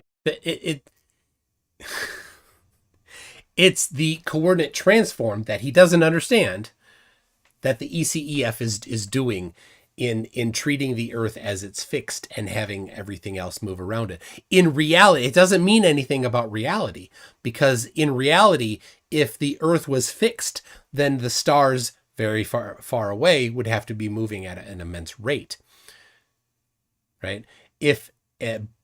But then you go to the ECI, that's where the Earth is rotating, and the stars are treated as essentially stationary. They're not in reality, but it's a convenience thing. You do things for convenience when you're doing math and engineering. So does that mean that one is right and one is wrong? No, it's just coordinate systems. It's just a way to deal with things when you're applying math. For your model is we just do that because it's simpler, it's easier, it's what it looks like for us on the Earth anyway. So we use that coordinate system. So just to clarify that there is nothing exclusive to the Earth spinning, and again, nothing exclusive to it being a ball. You can transform that over to a plane. It's just called a transform. It's called a projection when you go to a plane, doofus. Not a transform. A transform doesn't change the underlying actual shape. The projection is what's necessary to change a shape. And it would be ellipses over a plane, and it's a projection. So pretty simple stuff. So does the stars move in the sky? What'd you say? Do we observe Do the stars stars moving in the sky? Yeah, we see the stars move in the sky, yeah. And you think that we don't? So then your explanation of the Earth-centered Earth fixed would make no sense, because the Earth-centered Earth fixed is saying that it's in the exact same position all the time, which makes sense if the Earth is actually rotating. So we see the movement, but they're saying it's fixed on a specific point of the sphere. So there's a specific point of the sphere that starlight is hitting all the time. But even though the Earth is rotating, so we see movement, but it's hitting the sun, it's hitting the Earth at the exact same point. That's why you have an Earth-center, Earth-fixed model. You don't even understand what the model is explaining. So it's you're projecting, man. I'm not projecting. I'm just saying that's the point. Thanks, Owen, for backing your buddy there. Sorry, I just don't even know what you're. I mean, this is. I want to be nice here, but in your own model, I feel like this is all going great. I'm loving the lack of ad hominem. It's creeping up a little bit. What do you say we do 5-minute closing statements? We talk about if we learned anything. Do you guys want me to take questions from the chat? Wow, he really didn't want that back and forth to keep going. Rumble chat, or we can take some questions. Like this is okay. So in the Rumble chat, I will check out the questions in between, cortisol chasing, and let's do 3 minutes. Let's do 3 minute. You guys each do a 3-minute closing statement. If any aspect of the other person's argument changed your opinion, because I think that's always good. We're always learning here in the world, and I also just personally want to say I think everyone did great. Much love to your mother. I was just trying to make a point. I have nothing against your mom, obviously. All right. So since who went first? Austin went first. Yeah. Let's kick things off with Pastor Shelley doing 3 minutes closing argument if he learned anything, or his points to reiterate his points. Go ahead. Just being honest, I do not feel like I learned anything new. I feel like the arguments for both sides are pretty well established, so I don't think that either side's probably ignorant of any of the points we were going to make. But I do believe there's thousands of proofs for a spherical Earth or heliocentric model, or when we talk about the tilt of the Earth. And one of those is the fact that half the Earth is always lit up, which is not shown on a flat Earth model. The North Pole and the South Pole both have seasons with total daylight, which is observed by many different witnesses. There's plenty of videos of the sun never setting in the South Pole, which would for sure disprove the flat Earth view. There's an abundance of just witnesses in general of the spherical Earth when we talk about all the astronauts and the space programs and all the individuals involved with our specific viewpoint. There are literal videos and live streams from the ISS 24/7, where you can literally just watch the spherical Earth 24/7, live streams all the time. I guess they'd have to be faking all of that, which is thousands of hours of footage. The Earth's shadow on the moon is super clear. You can see this from different vantage points in different areas, and we can see the shape of the spherical Earth through the shadow on the moon from those eclipses. The predictions of the solar and lunar models also are compatible with the heliocentric model. The experiments from Eratosthenes can still be done today and can still get the exact same calculation. It's nice that he can pronounce Eratosthenes and Owen cannot. basins of the circumference of the Earth. And if he did believe that the Earth was spherical and moving, that would just be proof that people already believed that at that time as well. You can sail across the sea. NASA has plenty of photos. You can go online right now and find non-fisheye lenses views of the spherical Earth. I could show you the images in the stream today. There's videos from other space programs, whether it be Dude Perfect, Red Bull, even SpaceX has plenty of other images and pictures of the spherical Earth. The seasons don't make sense on a flat Earth model. They only make sense on the tilted orbital model. When we talk about the path of the sun, we see it going up and down, which is the Bible describes. It doesn't get further away and come closer. Additionally, the Bible was literally sent to the moon. So the King James Bible is actually sent to the moon. And in Apollo 8 mission, they actually read Genesis 1 as soon as they went up into space, which I find really fascinating. Leap years are also another evidence of the fact of the heliocentric model. Construction of large bridges, the tops are actually further away than the bottoms. Stars are upside down. There's spaces around Antarctica. The Bible is compatible with these views. And I believe it's really just someone denying a lot of clear evidences when they have a flat Earth view. I think that there's plenty of evidences out there. And I wish that people would appeal to true science and what the Bible says. Great. And we're also going to take questions in the chat. And, let's pivot a little bit. I have people text me saying they're loving this and we should go a little longer. So before we do Austin's closing and we take a couple more questions, there's one in the chat from DreadMatt. How do we see the same constellation 6 months from now? If on a globe you'd be facing 180 degrees than you are now? I don't fully understand the question, but hopefully you guys do. You want me to go to the next one? Do you guys get that one? Austin's got to get his closing, right? We give him opportunity to give closing statements. Yeah, Owen is such a scattered moderator. Like, if he hasn't been tested for ADHD, he just passed the test. He's got it.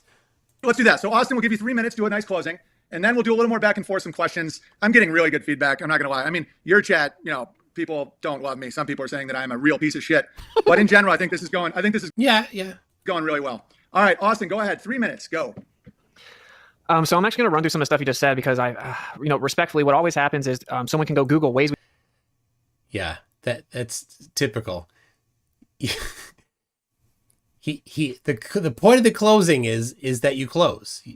It's not another chance to rebut because they don't get a chance. We know the Earth is not flat, and then they'll just kind of repeat these arguments. But what happens is if you look further into each one of them, similar to the JQ, you'll find out that, well, when you get more evidence, you understand more things. So the ISS is not 24/7. It cuts off all the time. We've caught them faking tons of things. You brought up other space agencies. I actually just... All you need is one picture from the ISS. That's real. Just one. That's you see the logical leap that he's making there, right? Now, there have not, to my knowledge, actually been any identified fakery from the ISS, right?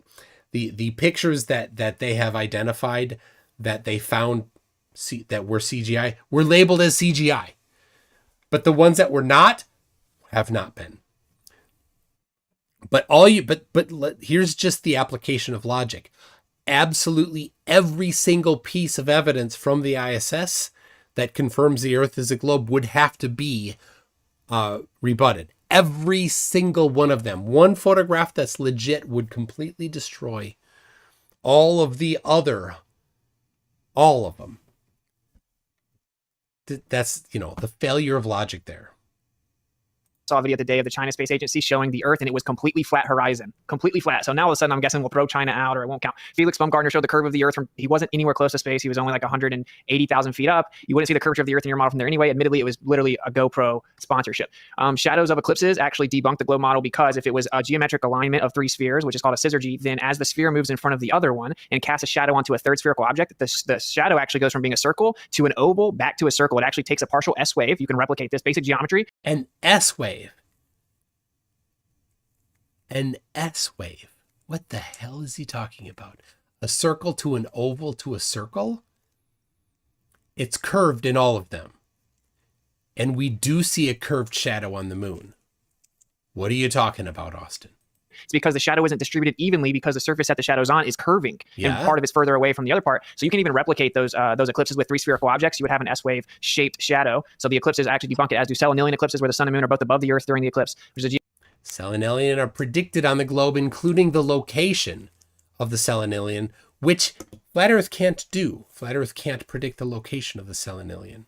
Geometric impossibility. I covered the eclipse predictions. It goes back to 2500 BC. It isn't exclusive to the Earth being a globe. That's a flat Earth civilization. We, again, go to adl.place. You can see everything mapped out. And then Eratosthenes, you brought that back up, but I explicitly explained that isn't exclusive to a spherical Earth. You can do the same thing on a plane Earth. If it's a local light source, a local sun on a plane, you get different angle shadows as well.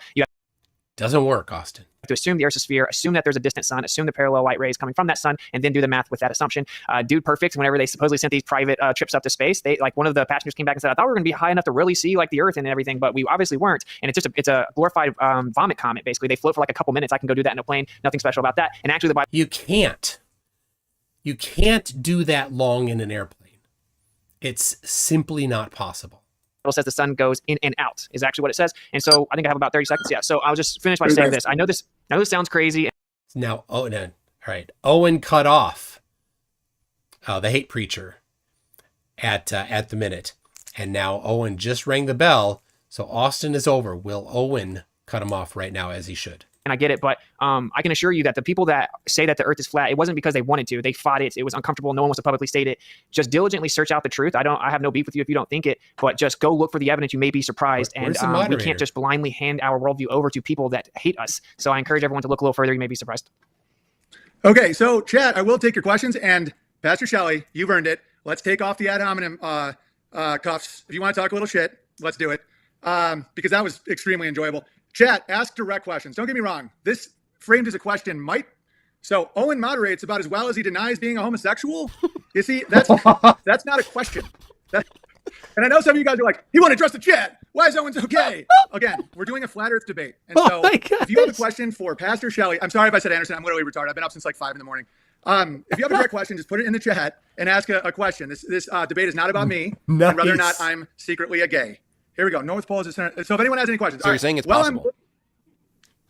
What? That it's a globe or that I'm secretly a homo? That I'm secretly a homo? Not possible. But I do understand why sometimes people think that. I'm really good at the piano and, sometimes I dress very oddly. All right. What do we got here? Owen, please have Austin explain Genesis 1:20 and the face of the firmament translated as in the open firmament in the KJV. Austin, go ahead. Yeah, like I said, the KJV is consistently translated with certain biases. If you go look at the actual Hebrew, it says like upon the face of the firmament. That's what it says. You can go look it up, and you can just use Bible Hub for that, right? Bible Hub, go look it up. So yeah, basically it's saying that you see the birds upon the face of what's up above it, the firmament. So if properly translated, it is not what it says in KJV, and perfectly comports with the rest of the description, which is that there's a physical container over the earth called the firmament. Is there a Bible? Pastor, would you like to respond? And bear in mind, ad hominem's open now, so don't be afraid. Yeah, is there a Bible version you would say this is accurate? I read what's called the scriptures version, but I think men are fallible, right? I also don't think you have to get everything perfectly right or the creator hates you, but I use stuff like Bible Hub. I think it's very convenient. We have the internet. You can go look at the original languages, see all the different translations. I think that the Greek Septuagint is much more reliable. It seems like some Jewish people got a hold of things and changed it. And anyway, no, I wouldn't say there's a... Who did he blame? Oh yeah, he had to blame them again. The other ADL will have words with him, huh? Fallible translation in English? No, certainly not. Do you speak Hebrew or Greek? No, but that's... Well, before we get into that, Pastor Sally, we have a really good question here. If Owen is not a queer, why does he act and dress like one? Can anyone answer that? That is a good question.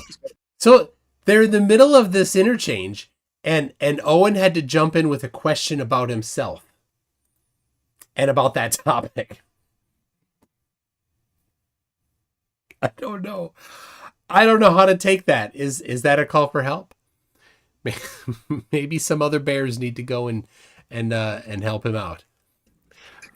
Well, all right, does anyone know if it's pretty good making babies as a cover, I guess? I just think it's so funny. People are like, so if you're not a homo, then what's up with... All right, does anyone know if it's a sin to listen to flat earth nonsense? I'm pretty sure this falls under thoughts of foolishness. Pastor Shelley, is it a sin to listen to flat earth nonsense? Well, the Bible says the thought of foolishness is a sin, so any stupid thought would be a sin. And if the earth is a sphere, which is my position, then believing it's not would be stupid. It would be idiotic, and I've preached that many times over because I don't want people to subscribe to things that are stupid. The Bible says the simple believeth every word, and I don't want people to believe stupid things. I don't want people to discredit the Bible or Christianity or conspiracy theories, and I feel like this specific movement denies a lot of reality, and so it is stupid. I feel like a lot of people that are flat earthers usually smoke pot and do a lot of hallucinogenic drugs, and it's probably just a result of that. Okay, Citizen Lens with a super chat. I will put those above the other ones. Wait, what was... Where did that come from? Out of the blue. Oh my gosh, the hate preacher. That's crazy. That means you're contributing a little bit to the pastor's flock. Does Shelley believe the pictures of the dark side of the moon are real? Why is the Earth so much larger in frame? Other side of the moon, not the dark side. Compared to the moon than the Earth photoed from the surface of the moon itself. Yeah, I know what they're bringing up. So specifically, there's a picture from, I believe, Apollo 8 mission where it's simply got that iconic half-Earth view, and then it's just kind of showing the little bit of the surface of the moon. And then they have a really scaled-out framed view where they show like a much larger Earth and moon. But again, that's just simply perspective because the moon got a lot bigger as well in that particular frame. So it's really, there's no problem whatsoever. They're just not understanding perspective or where the picture was taken from. Obviously, if you take a more zoomed-out view, the Earth is going to get larger. Okay. Oh, and please have Pastor Shelley answer how the Earth can be orbiting the sun. If the Earth was made day 1 and the sun day 4, Joshua's sun stopped, Isaiah, sun moved backwards. Why do you think the prophets of the Bible did not say the Earth moved, and they said the sun moved? And how did the Earth revolve around something that hadn't been created yet? How about because it's not a science book? Now, what it's trying to do? What say you? I would say the first question that the Earth was not orbiting the sun before it was created, so I don't believe that it would have been, obviously. And then secondly, he's bringing up in Joshua where the sun and the moon stood still. Specifically, it says that the moon was in the valley of Ajalon. And I, of course, would have subscribed this as being a miracle. It doesn't matter what model you have. It's obviously a miracle because God even says specifically there was no day like it before or after. From a spherical heliocentric viewpoint, all God would have had to do was simply just stop the rotation of the Earth, and the sun and the moon would have stopped as far as their movement specifically. So, of course, this would be a miracle. If God stopped the rotation of the Earth for a 24-hour period of time, both the moon and the sun would have stood still as far as their respective positions to the Earth. So there's no problem with that except for obviously it's a miracle. There's no way to describe this as a natural phenomenon.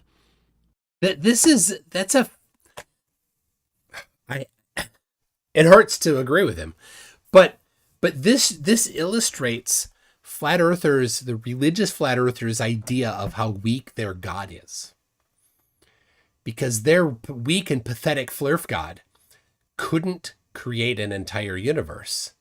Weak, pathetic flurf God couldn't stop the Earth from rotating. He's not powerful enough to do that. He's so weak that he has to have a tiny little sun and a tiny little moon that those are the only things that he could stop. Right? But the heliocentric God, well, that guy's powerful. He could stop the entire Earth from rotating. That's how powerful he is. Of course, there's also, it could be metaphor.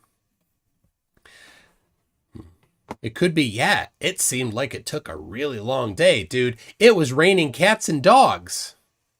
Does that mean cats and dogs were falling through from clouds in the sky down to the Earth? Is that what it means? No, it doesn't mean that. It's a figure of speech. Was that a figure of speech? I don't know.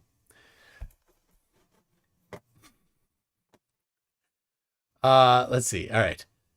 Let me read a couple. Ian says the code for an articulated robot uses a segment-centered, segment-fixed coordinate system for each movable segment. Do the engineers consider every segment the center of the universe? A great question, Ion. And yes, this is, if you've ever been on a moving vehicle, a bus, an airplane, a car, and just thrown something to somebody else, right? Say you're on a bus and you're just playing catch across the aisle. You are using a bus-centered, bus-fixed coordinate system.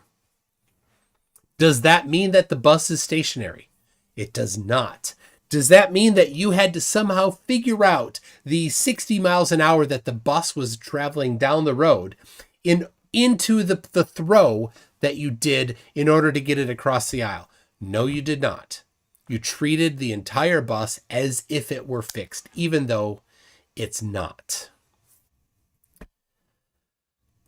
How stupid. All right, let me read a couple more here.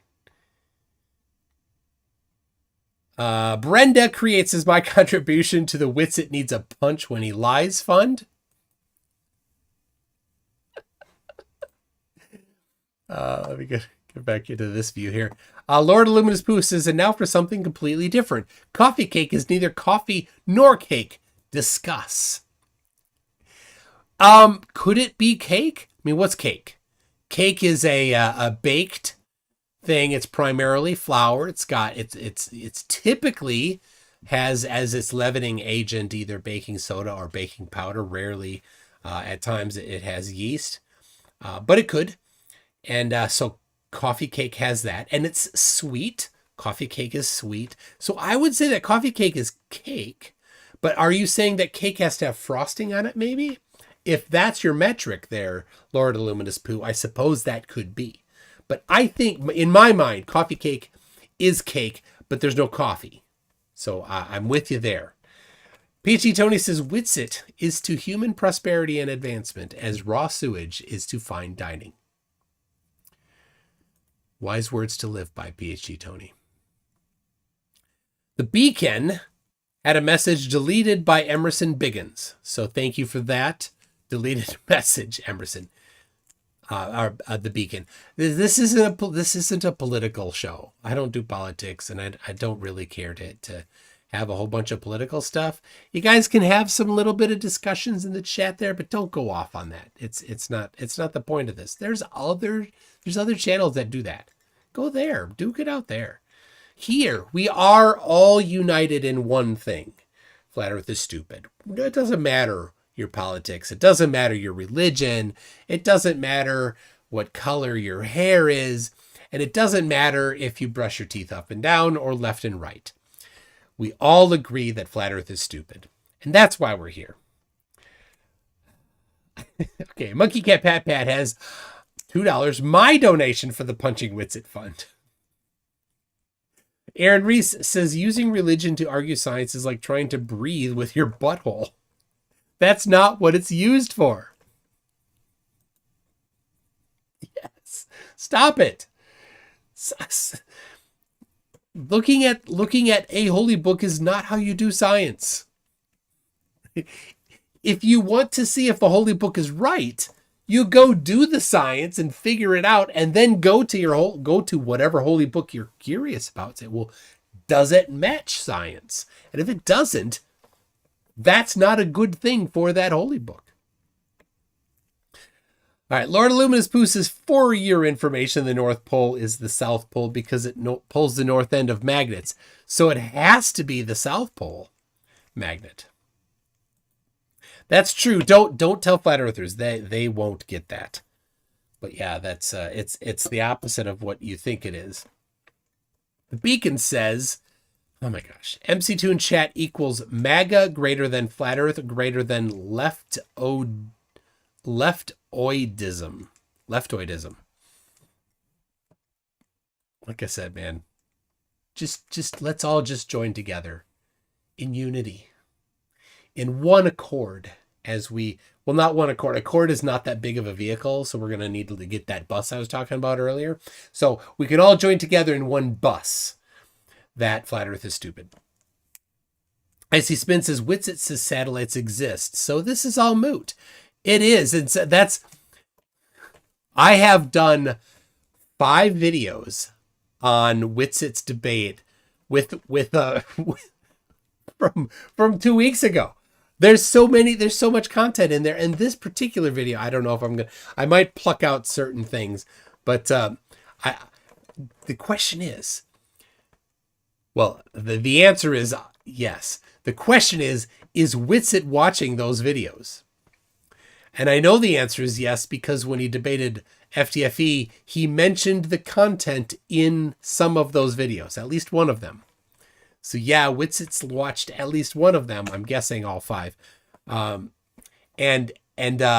will he then remove from his repertoire the things that I have identified him being wrong about? Because I know for certain that he's not been reading this book. And yes, I still have the $2 bill as the bookmarker in it for the Lorentzian force, and I just lost the page. It did occur to me, and people in the comments section of that last video, this is an aside, Witsit talked about the Lorentzian magnetic force. And did he mean just the magnetic force? Because if he meant just the magnetic force, it's just called the magnetic force. Specifically saying the Lorentzian force, when you put Lorentzian in there, it means both electric and magnetic force. There's no reason to say Lorentzian if you don't mean both.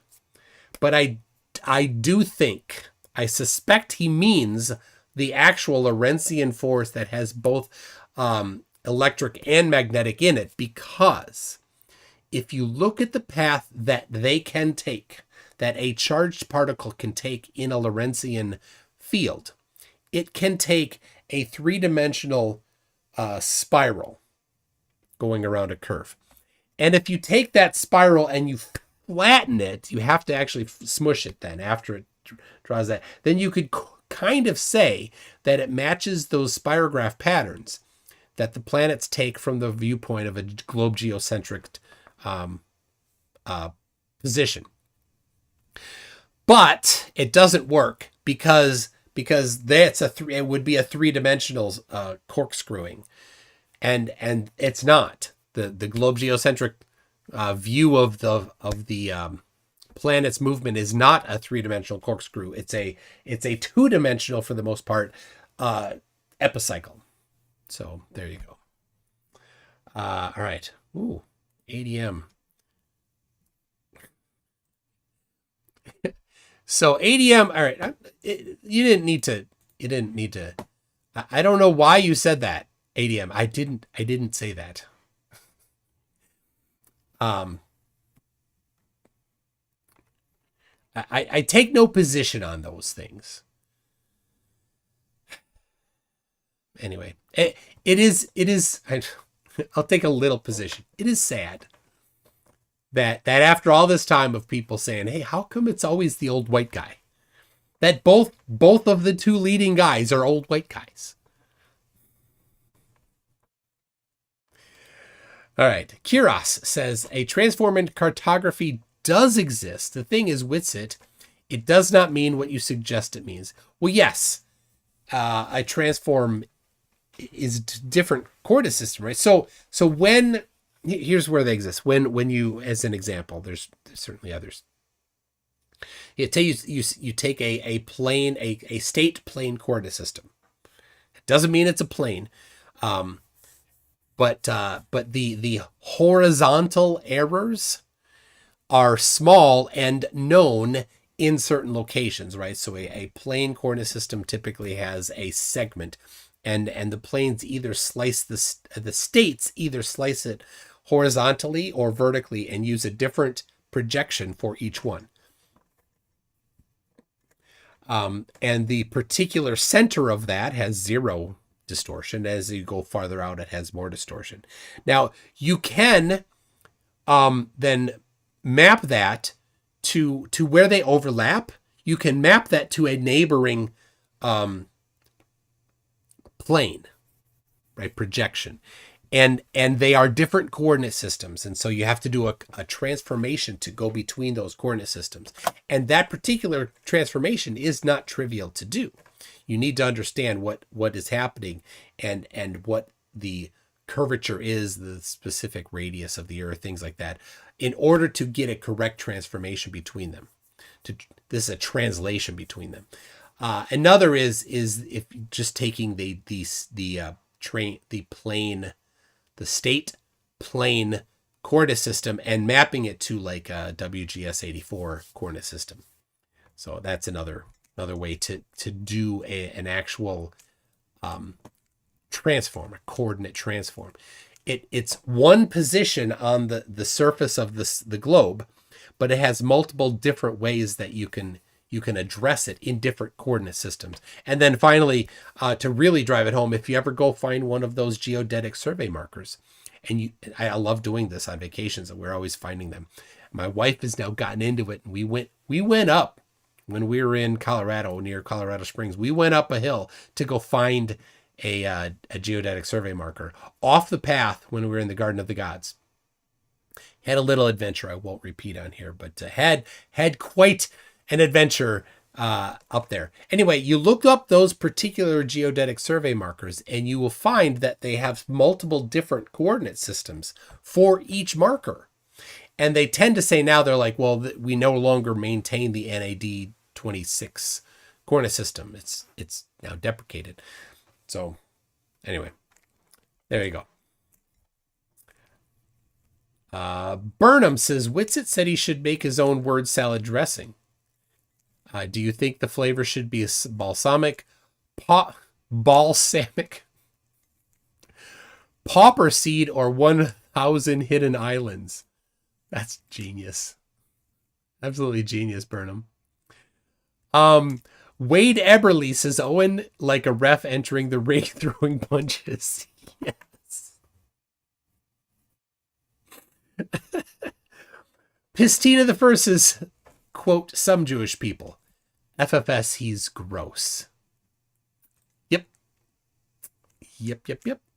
Pistina the First again says, what's wrong with pot? Every single one of them hit peak ick in all different ways. Yes. Look at this. I have here. Right there. There you go. Look it up on your own time.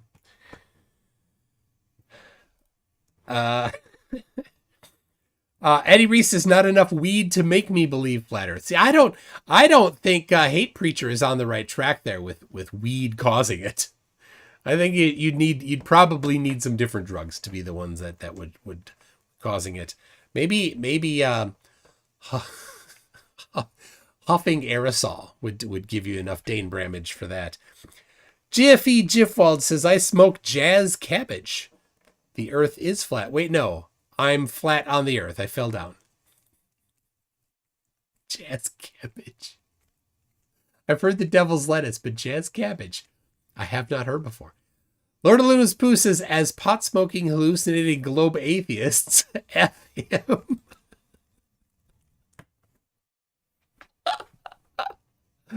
Oh my gosh. Lord Illuminous Pooh says, I know Earth is flat. I landed here when I jumped off flat Mars.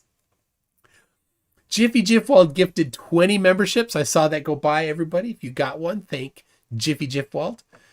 Piscina the First says, plot twist, the beacon is Nathan Thompson's burner account named after the thing he wishes he was. Oh my gosh. Jiffy Jiffwald says, would gifting memberships be considered socialist? I don't know. Wait a second. You did it voluntarily? That seems more capitalist, isn't it? I don't know. Melodic Lyrics says, my favorite Witsitism is his inability to understand what happens when you take the classical limit of general relativity. Yeah. I have 4 of them listed on my website. If anybody's interested, mc2.net/Einstein has the listing and links to the PDFs you can get for free that shows relativity taking the classical limit and getting to, well, you go read it yourself. Pistina the First, hashtag Team Jazz Cabbage. Mr. Bong's Lab says Beelzebub's broccoli. It all has to be alliteration, right? Devil's lettuce is not alliteration, so I guess not. The casual engineer says there's not enough hallucinogenics to cause flirfism. Yeah, so it's probably just severe oxygen starvation. That might be it. Just get that can of spray paint and go to it. You know? All right, let's see what they got here. But why do you think they didn't say that? But why do you think they didn't say that the Earth stopped spinning, though? Why would they say the sun stopped? Well, it's an earthbound perspective. So everything's from an earthbound perspective. So the sun stopped as far as its circuit around the Earth from an earthbound perspective or viewpoint. It doesn't really matter how you want to word it. It's just from everybody's perspective. If I'm in a car and I'm moving and someone's standing outside of the car, I have my perspective in the car and I'm moving towards them. And from their perspective, they're standing at rest. So, you could look at it from 2 different angles. If they slam but on when the they say brakes, the car stopped, like would they say the tree stopped moving if you stopped Thanks, the car? Owen. You're doing a good You job. can say it I'm- right. all right. You Moderate. can say it Exactly, yeah. All right. How do you explain? I don't know. This is true. This is too, but the moon and back, which is what NASA claims, and why haven't we went back? Yeah, I think that's a great question. Number one, China and India and other countries have visited the moon since then. India recently landed on the moon. But when it comes to technology, it's definitely India recently landed on the moon. But when it comes to technology, it's definitely lost all the time. We don't know how to build the pyramids. We don't know how they built certain things of antiquity. But if you understand NASA in the 60s and the 70s, like a lot of the information was not in a computer. A lot of the information was in the head of their scientists, of their not in a computer. A lot of the information was in the head of their scientists, of their astronauts. They had to be able to do certain calculations in their head on the fly. What? And so a lot of that information doesn't necessarily get transferred, I don't know if that's right. calculations in their head on the fly. And so a lot of that information doesn't necessarily get transferred, doesn't get written down. It's not any different than if you just drop me and Austin and Owen on an island by ourselves. We're not going to start manufacturing cars and computers and cell phones. Like, we don't know how to do that. And so there's not really any difference to a particular space program being shut down and that generation passing away and bringing a new generation, and they don't necessarily understand all of the technology. A particular space program being shut down and that generation passing away and bringing a new generation, and they don't necessarily understand all of the technology that they had at the time. But you have Elon Musk and other people reinventing it, coming up with new processes, new technologies, new spacecrafts, new rockets. In fact, the rockets that they make for SpaceX, they actually reuse them. So the thrusters, they send them up and then they come back. Make for SpaceX, they actually reuse them. So the thrusters, they send them up and then they come back and land back down, and they're able to reuse that particular portion of the spacecraft. And so, you know, it's not like technology being lost over time is a new phenomenon. That's something that is very common and is a human condition. So I think it's something we should all take note of, is that we need to also be smart. That's something that is very common and is a human condition. So I think it's something we should all take note of. It's is that looping. we need to also be smart and not just let technology go by the wayside. Totally. And I think it's a great time to start landing the plane. We're pushing 3 hours now, and everybody's been having a blast. And I'd just like to personally thank both of you guys. Totally. And I think it's a great time to start landing the plane. We're pushing 3 hours now, and everybody's been having a blast. And I'd just like to personally thank both of you guys for doing this. Pastor Shelley, Witsit. I thought this went really fun. I mean, the chat really enjoyed themselves, especially once I started reading their stuff. I think that they're I'm enjoying it. I think everybody made 53 some good minutes points. behind. And let's each of you guys 3 minutes. Make a statement. Especially once I started reading their stuff, I think that they're enjoying it. I think everybody made some good points. And let's each of you guys 3 minutes make a statement to your people, where people can find you, why you think this is important, but how we can still all get along. Let's wrap it up fun. Let's start with Austin. Yeah. So, like, the reason I do this, man. They already did their closing. Owen is a mess. Still all get along. Let's wrap it up fun. Let's start with Austin. Like, the reason I do this, man, this may trigger some people here, is this isn't really something I would have ever done. If anyone knew me before I talked about this a lot, they would not believe this would ever happen. I had a very spiritual experience, and I started feeling kind of led to talk about how we're being misled about what was created for us. And so he decided to mislead people. Brilliant. Yeah, all right. I'm going to reload because something's going weird here on Rumble. How to escape the heat if you don't have an air conditioner. This only takes 5 minutes.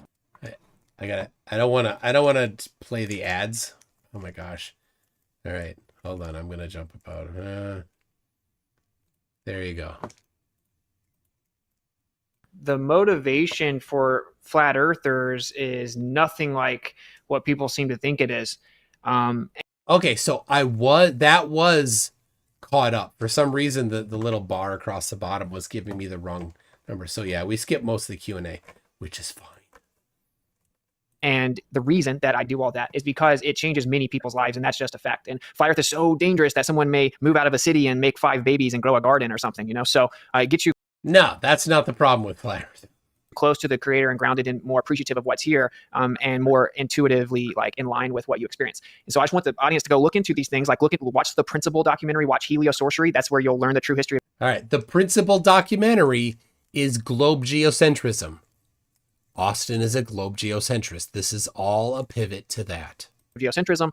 Inform yourself on these things, and you'll find out that there's something called the Copernican principle, and that's the idea that the Earth does not occupy a special or unique place. And these crazy atheistic people that again, this is globe geocentrism.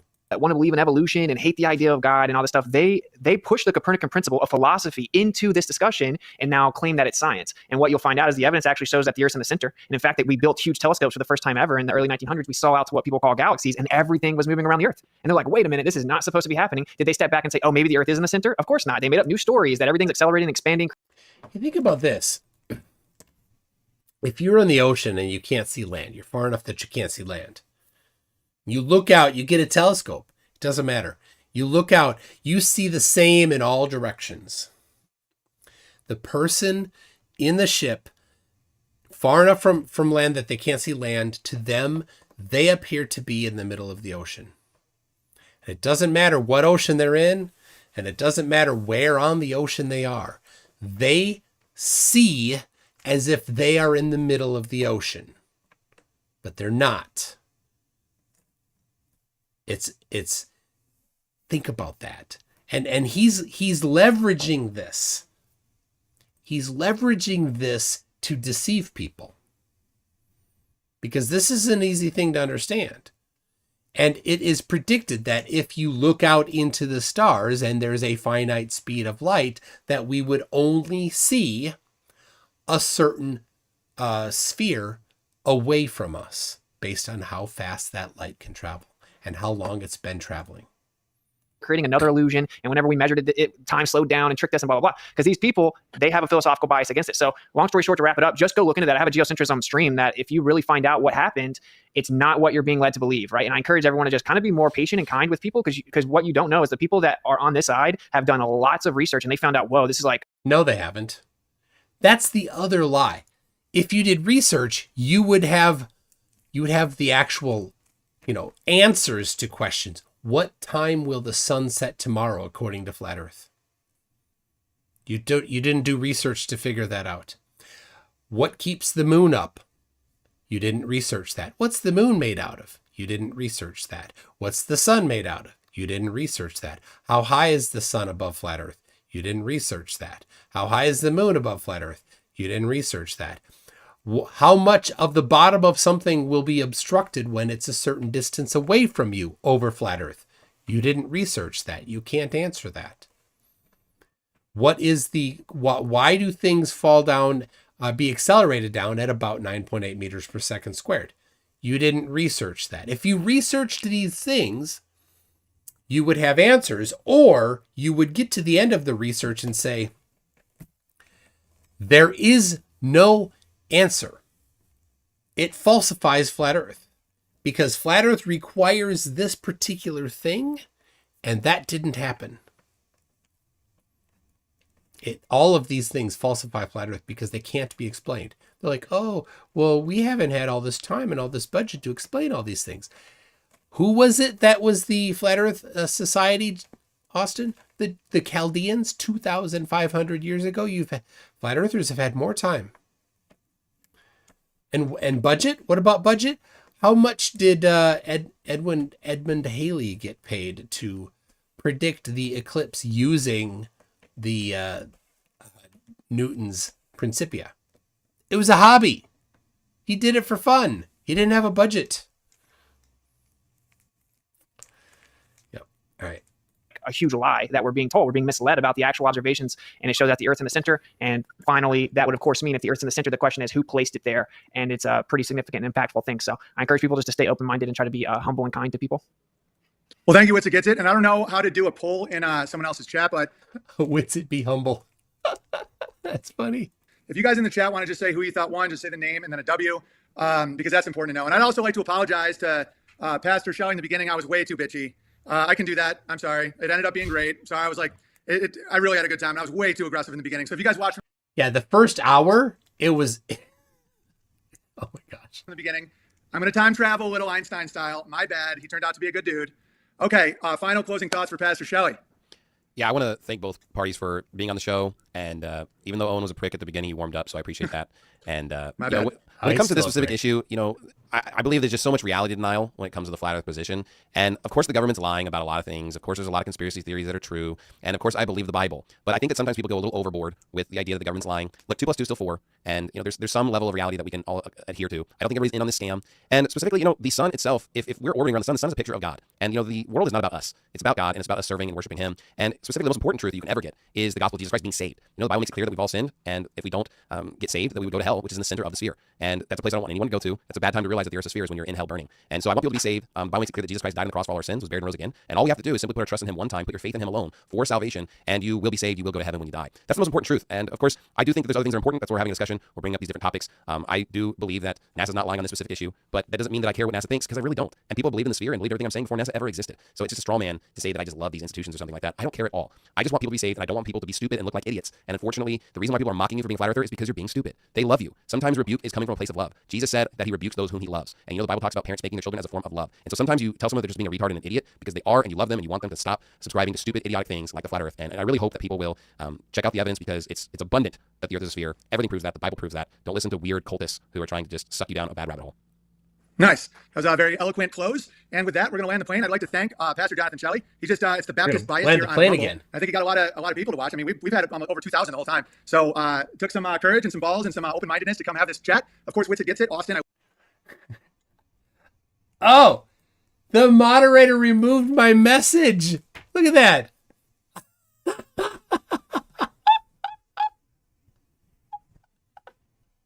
I said, what did I say? I said, everybody in Pastor Shelley's church, you should totally believe Witsit. And they took it out. They blocked it.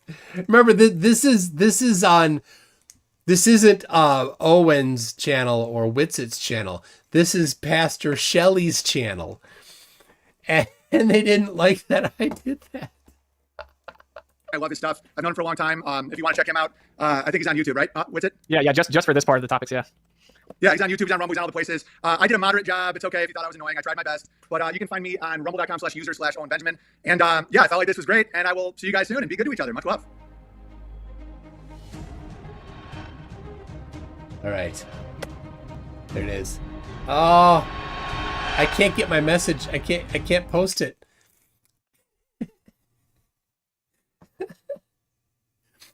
Oh my gosh, look at that. Look at that bottom one there. Look at disgusting. Absolutely disgusting. And that really does. That really does. I'm not even going to say it, but read it there on screen. You can read it. That really does wrap up the Pastor Shelley's congregation.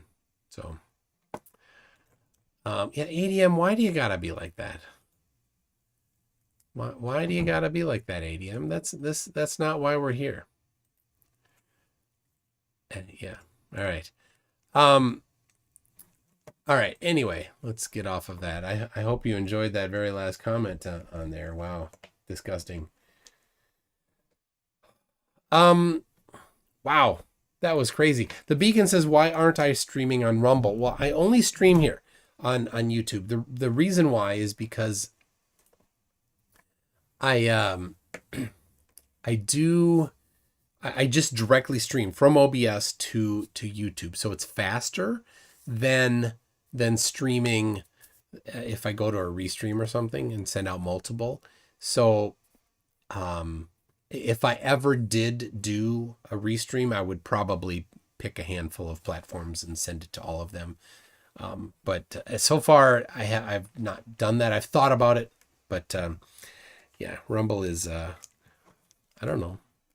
I don't have any particular platform that I would or would not send to, even though, you know, some platforms are much more hostile to stuff like this. I don't care. I would do it, but just because, seriously, I haven't set it up with Restream and I don't want to add that delay.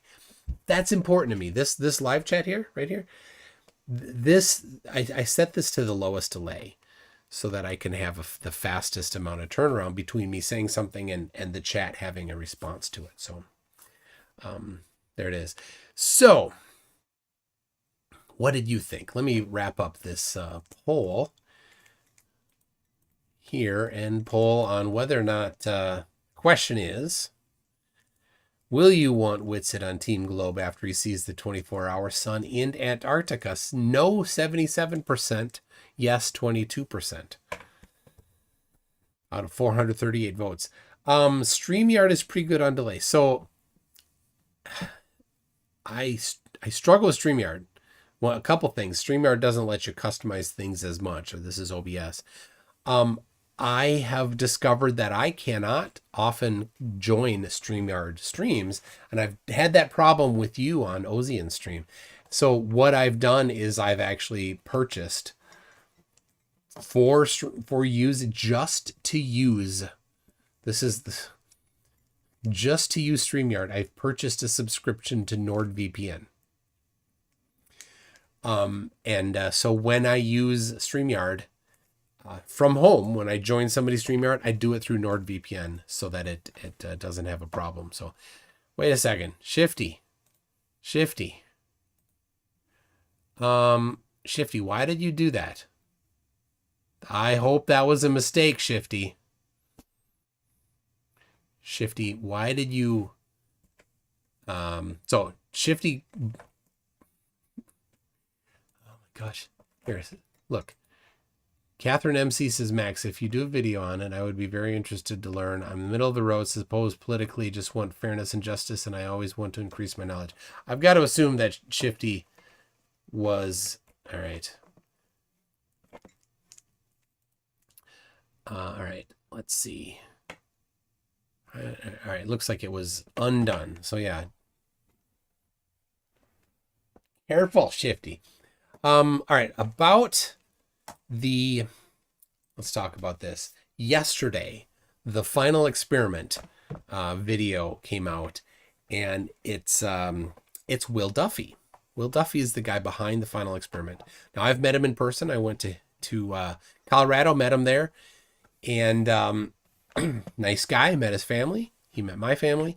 Met our dog, Donkey, and spent a couple days there with him. So nice guy, and so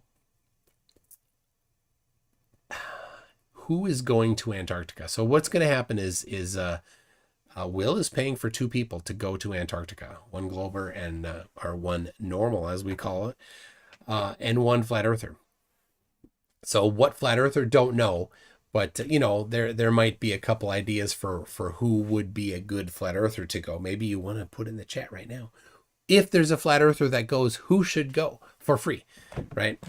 Other flat earthers, if any more than just those, you know, the one of each that want to go, that's on them to fund it themselves. And the cost, of course, is not cheap because there's a lot of things, a lot of logistics that you need to do when you go to Antarctica.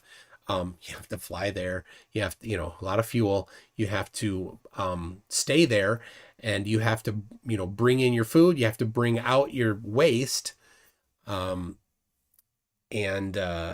know, it's a dangerous place. They have to have insurance. If you get lost, they need to send out search crews and all that. So, there's a lot of cost to going. So, the exact cost I don't know offhand. Also, you do need to get to wherever they're leaving from, right? So the whatever cost you pay to ALE, which is the organization that's doing it, is a separate from getting to, I think it's Chile, to then fly to where they're going. So, and he has said in the comments of the video, they're going to Union Glacier. That's where Mr. Beast went. Mr. Beast saw the 24-hour sun there. He's like, it's 4 a.m. and the sun is still up. And flat earthers are like, nuh-uh, I'm not going to believe that. Well, super, you get to go. One of you at least gets to go, and you can then see for yourself. So who do you think should go for the Globers? Also, well, which Glober do you think should be the one that gets asked to go? And I think that there might be doing some polling over on the Final Experiment channel. So if you don't know what I'm talking about, the Final Experiment, it's the name of the channel on YouTube. Go there, subscribe. There's a bunch more stuff coming out, but it was done in this kind of secret way where there's a series of 6 videos and there is some mystery about what it was going to be and all that. So, anyway, here's I don't know if the timing will work for me. So don't nominate me. Nominate somebody else. Earth is Life wants to go. So the thing is that of the 24 flat earthers and 24 normals that were listed, right? So that's who one of those on each side is going to be paid for. So can't be you, Earth is Life. Oh, I like Witsit skips it. Sunsets, basic geometry, algebra and calculus, tensor analysis, classical mechanics, special relativity, nuclear physics, and he tries to jump all the way up to general relativity. I know none of you saw that. But, all right. I will let you see it. Let's see here. There it is. It's coming. It's coming. I gotta change the scene so you can see it all.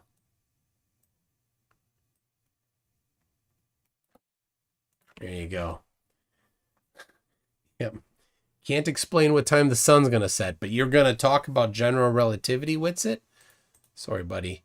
You don't really have that backing. You don't really have that, Aaron Reason, what are the homicide laws down there? Well, there are none. That's the thing. So when you're there, you're subject to the laws of your country that you're from, as far as I know, or maybe the laws of the country you departed from most recently. So the problems that there's get one there, and then they see the 24-hour sun, and never again can any flat earther say it was CGI, because a flat earther was there and said he saw it. Right? Of course, they will say paid opposition, fake, don't believe him. I always knew that he wasn't real. Those things will definitely happen, no doubt. It because it's a cult, right? They say, well, I won't believe it unless somebody from our side goes. And then somebody from your side goes, they will reject it immediately. Greenbill says, I'll predict now that whoever the flurf is, they won't go. They don't want evidence. They want the comfort and safety of their delusion. And yeah, that is absolutely a thing. So, obviously it needs to be somebody that agrees to go. So will, of the 24 of them, will all 24 say, nuh-uh, I won't even go? Hopefully not. It would be a bit of a challenge for ODD TV to go. Somebody would have to spring him from prison. So since he's in prison for narcotics, so IC Spin says, possible to use Starlink to set up 24-hour stream. It's possible, I suppose. So Starlink is of course, when you're put yourself in the Starlink engineer's position and you need to put up a bunch of satellites. And where are you going to send the majority of the satellites? You're going to put them over where people live, because you don't want to put a whole lot of satellites over where people don't live. And so the orbit that is necessary to cover Antarctica is a different orbit than to cover Anchorage, Alaska. So Anchorage, Alaska is 60 degrees north latitude. I don't know exactly where it's well covered, but the orbit of the satellite is inclined, and it has the top of the latitude and the bottom of the latitude is the same. So if they do an orbit that covers Anchorage, Alaska, it's also going to cover 60 degrees south latitude, and there's no cities at 60 degrees south latitude. That's actually the edge of the Antarctic Treaty area. The southern tip of South America doesn't get all the way to 60 degrees south latitude. So if you're going to cover Anchorage, you're going to wind up also covering an area that you don't need. But north of 60 north, there aren't a lot of people. So your market there isn't so big. And so you're not going to put a lot of effort into coverage there, because that's money that you won't recoup. So Kevin Conrad is saying Starlink has much more polar sats orbiting now. So they do need to put up a bunch of, in order to get the coverage, you need to have polar orbiting satellites. So do I have, hold on. When I sometimes I'll grab our school globe and I'll have it in here, but my wife uses it regularly. So, all right, here's my analog globe, but these lines are pretty nice here. So these lines would represent a polar orbit, right? If these are the poles. So, it would go fast over the equator, but it would then wind up covering this area, which is kind of like about maybe the approximate size of Antarctica. So You'd have to have a large number of satellites because they have to be going over it all the time in order to get a 24-hour coverage. So you can't just send one. You have to send a lot, and they have to be coming in at different angles too to get the whole perimeter of it. So it takes actually quite a larger number of satellites than you'd think, because they aren't just sitting there, right? They'd go over the pole, and then they'd spend a lot of time not going over the pole. So of course they could, mesh in with the rest of the network at that time. So, let's see. Booba Sweat says they got almost 100,000 people working in the North Slop oil field that could use it. Plus oil companies and hotels up there will pay for it. That's true. So, and there are some things north of the Arctic Circle, which is, so 65 to 70 degrees north. So yeah, but Union Glacier is 80 degrees. So it would have to be almost a pure polar orbit or just off of it. So anyway, TP Speaker says, how about sending 2 more to the North Pole during the same celestial event at the same time? Well, at the North Pole, yeah, it would be totally nighttime. So I don't know how interesting it would be to go to the actual North Pole in December, right? It's going to be dark, and nobody disputes that. That's the thing. Flat earthers don't dispute that. So, okay, go. That'd be cool.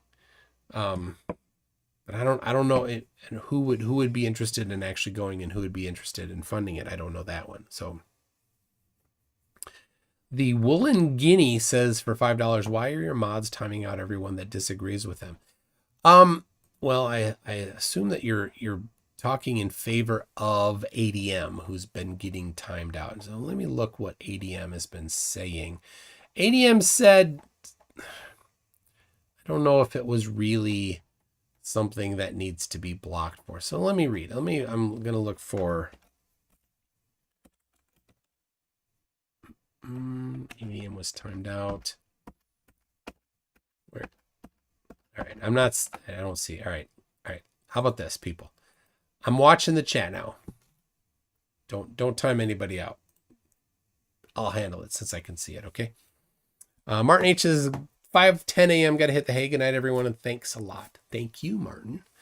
So ADM is just here to trash talk those that disagree with him, his politics. He's not here to be honest. Yeah, but that's fine.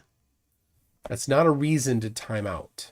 It's not a reason to delete the comments, right? Remember, the main thing is, if somebody's being horrible, let this be a testament to their horribleness. We don't need to delete them or time them out. The reason for doing that kind of stuff, of course, is number one, to have fun with 33 UC should he show up. Whack a troll, but everybody else, if they're just really saying something very reprehensible, then that makes sense. So, I'll get to that in a second here. Oh, I see spin. All right. Baux 1 says, Witless just tells us why it can't happen and looks for gotcha moments. Yeah. When pushed, he says he has no claims, therefore he should have no argument. Absolutely. His debate tactic is gotchas. That's it. That's all he's looking for is gotchas.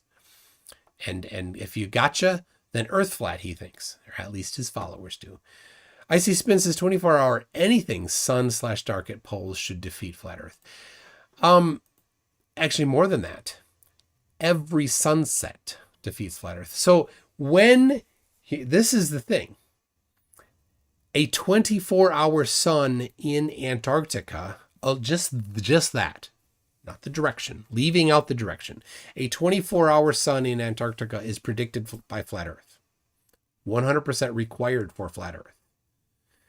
Not optional for flat Earth. The sun must be up all the time in Antarctica for flat Earth, but not ever due south. Unless you're at the actual pole, which doesn't exist in flat world. So you could never actually get to the pole. So say you're at Union Glacier, 79, 80 degrees south latitude. For flat Earth, the sun must never set, but it would be doing an ellipse like this. You'd be looking north, and you'd mostly see it just north, right? Just doing this ellipse. It never set. Get closer, larger, and then it move farther away, be smaller. 12 hours later. That's all we do. It could never do this where it's there and then it comes around here and comes back. That's the impossibility for flat Earth. North Pole in December, flat Earth the sun must be up. Think about this. This is how I cannot sugarcoat this. This is how stupid flat earthers are. This is your idiot map, you idiots. If the sun is here above South America, right? That's closer to the North Pole than Australia is. But it's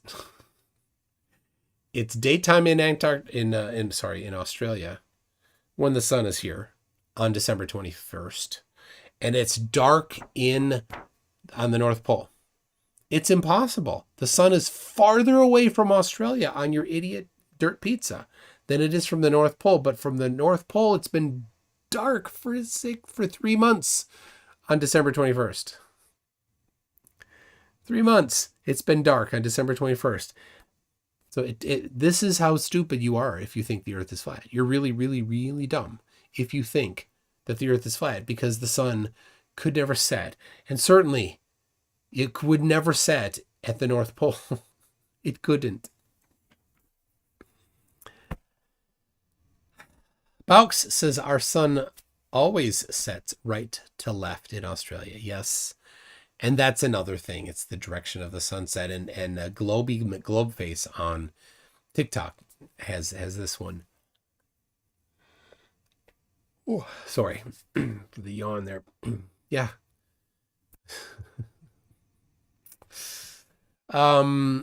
So anyway, back to the final experiment to finish that up. I'm looking forward to this. The squirming, the squirming they're going to do, because here I can support it completely, because I know that the sun will be up for 24 hours. I know that they will look due south and see the sun up at one moment when they're there. 12 hours opposite of when you look due north. Be circling around your head. And I know that between December 14 and December 18, 19, when they are there on the ground, the sun will not set. And I'm so bold I can say, so confident I can say, if the sun sets, Earth is flat. I can say that, knowing full well the sun will not set. That's how bold I can be. Can flat earthers do that? Can they boldly say?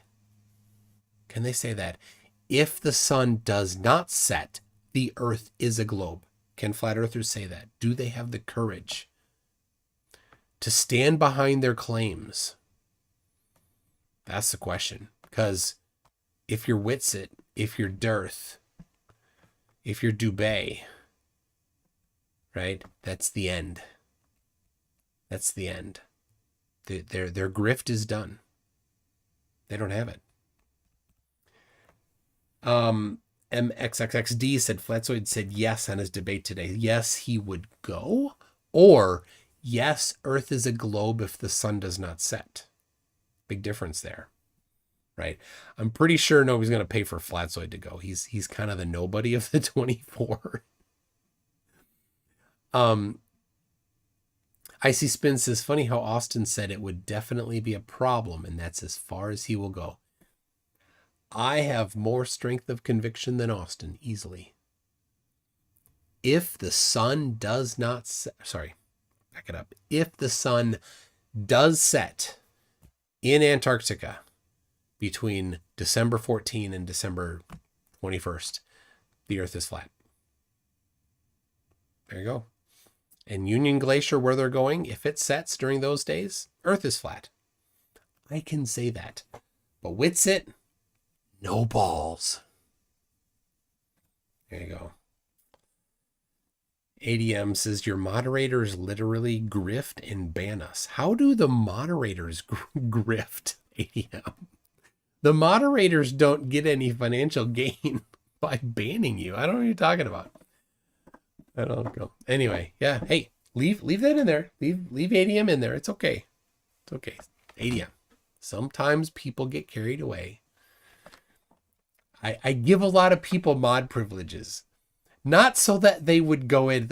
I don't want that. Really, if you're in here and you're blue, it's because I recognize you and I've seen you a bunch. It's not because I have some expectation that you're going to actually come in here and like keep the peace and employ some particular rules. There are just a couple that I've given the super mod privilege to, and those people I've talked to, and for the most part, and I've said, hey, you're the ones I trust more. So. Booba Sweat mods, quit grifting those carpet crumbs Tune feeds you guys. All right.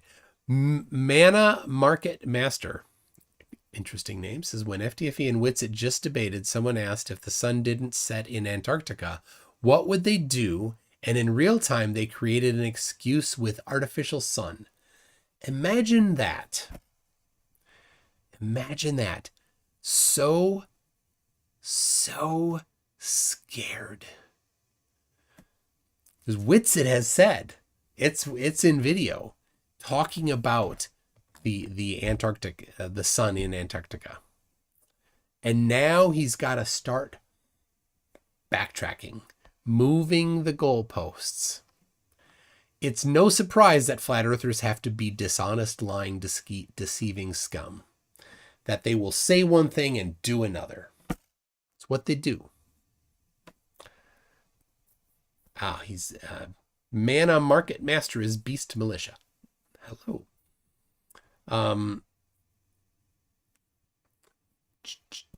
Let's see. The Rocket Couch says, when I asked FTFE for mod power, specifically stated I didn't care for modding, just I thought it would annoy Mallory that I had it and she didn't.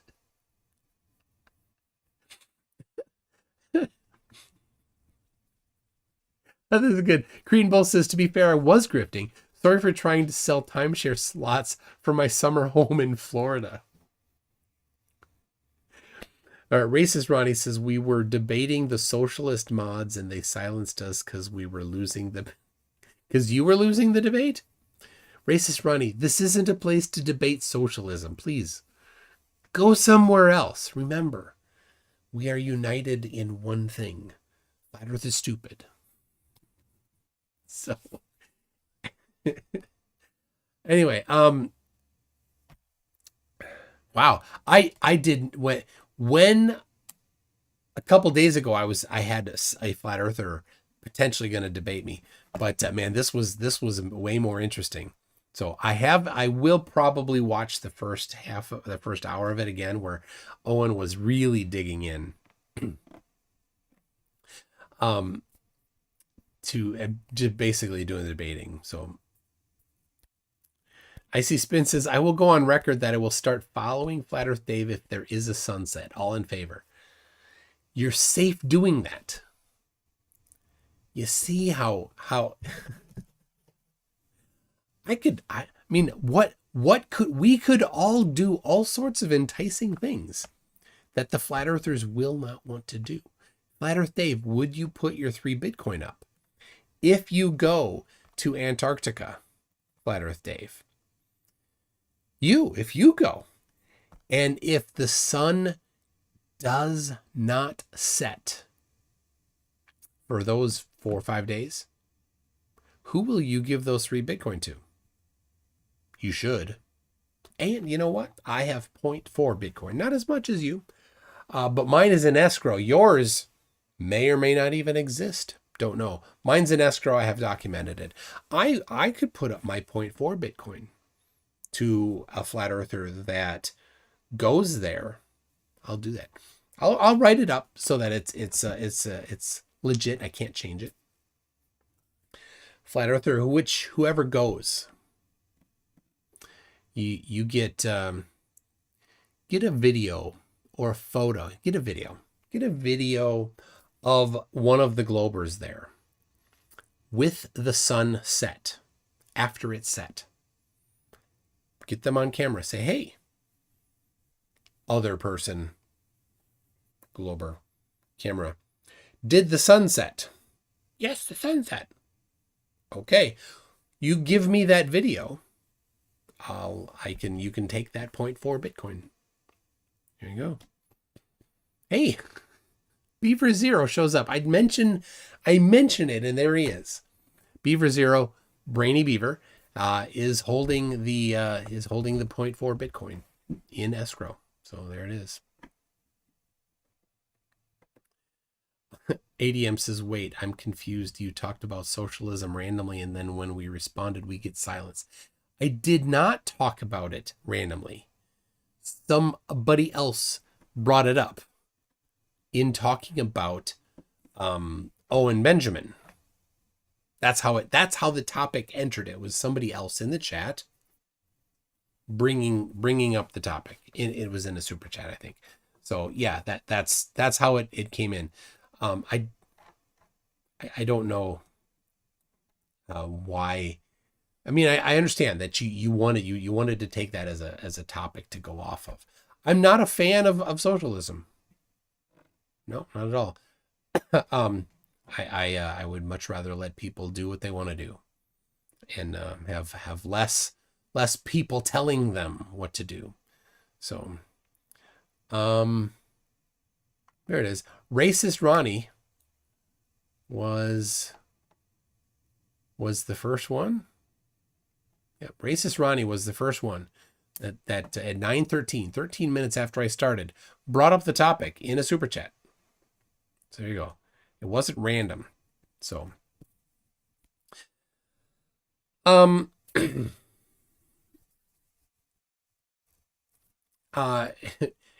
production. You may be a bigger fan of socialism than you realize. Social safety nets and support programs are socialist. Yes, they are, and I'm not saying anything absolute in that.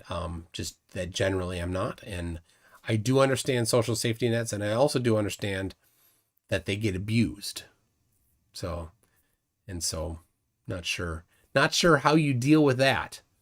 Unfortunately, there's no good solutions to those kinds of things. So, it's Beaver Zero. They banned plastic bags here, and now every time I come home from a grocery store, it's like Sigourney Weaver in Ghostbusters coming in clutching a paper bag. It's fun. I today we went to on the way back from Ultimate Frisbee. That's why I started at 9, not 8. We're like, we need to get some food. We stopped to get some food and put the food in a bag, in a paper bag. And I got home. I set the bag on the table, and then I went to pick it up, and my food tipped out because the bag got wet and ripped through the bag. So Tim Collins says, I actually like MC2 talking about socialism and politics. He needs another channel for it. Dude, this keeps me busy. So unless this totally replaces everything else, that's not going to happen. So, okay. People, thank you very much for this. I hope you enjoyed the new intro song. If you didn't hear it because you weren't here at the time, go ahead and let me know. Give me a little feedback in the thing.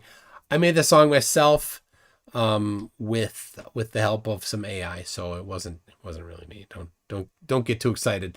The lyrics are mostly mine. I had a little like. The most I do with ChatGPT is I'll ask it for lists of things generally, and that's about it. That's the biggest thing I do with it for this. I have written Python with it to do some like utility things, like I need to rename a bunch of files or move a bunch or compress it or whatever. Wow, it's amazing at writing that Python stuff. It's faster than doing my previous method of writing Python, which was Googling it, taking the first answer from Stack Overflow, changing the variable names, and then running it. So,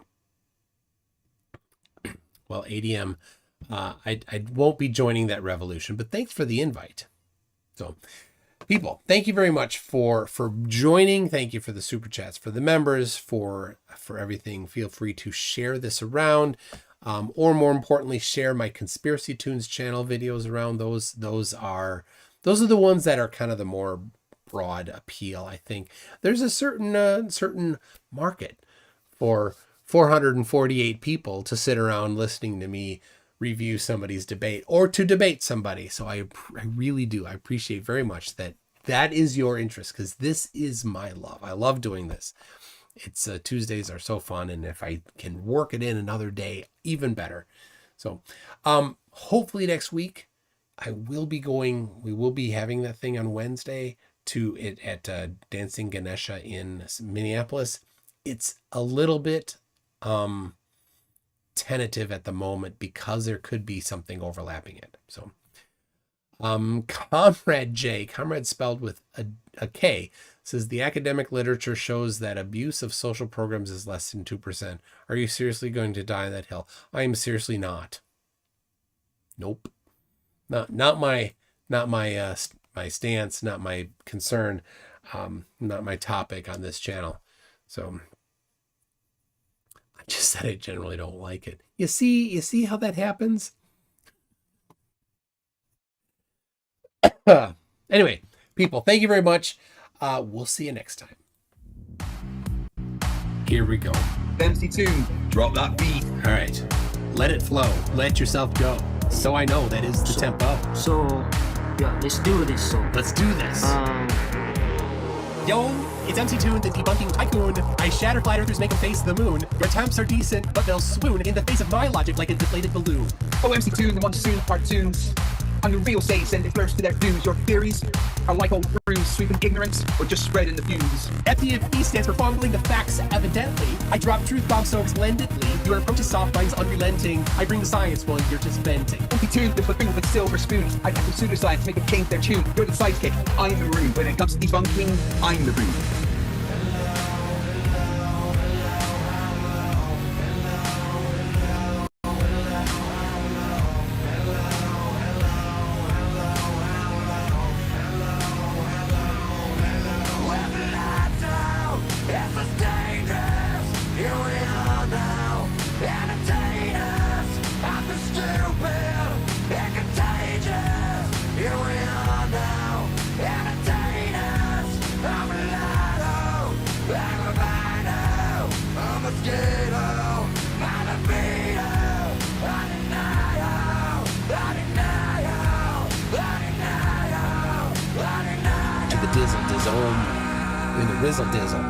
But hey, FTFE, we share the creed to educate and debunk, plant the seed. Though in this rap, it's clear indeed I've got the upper hand in word and deed.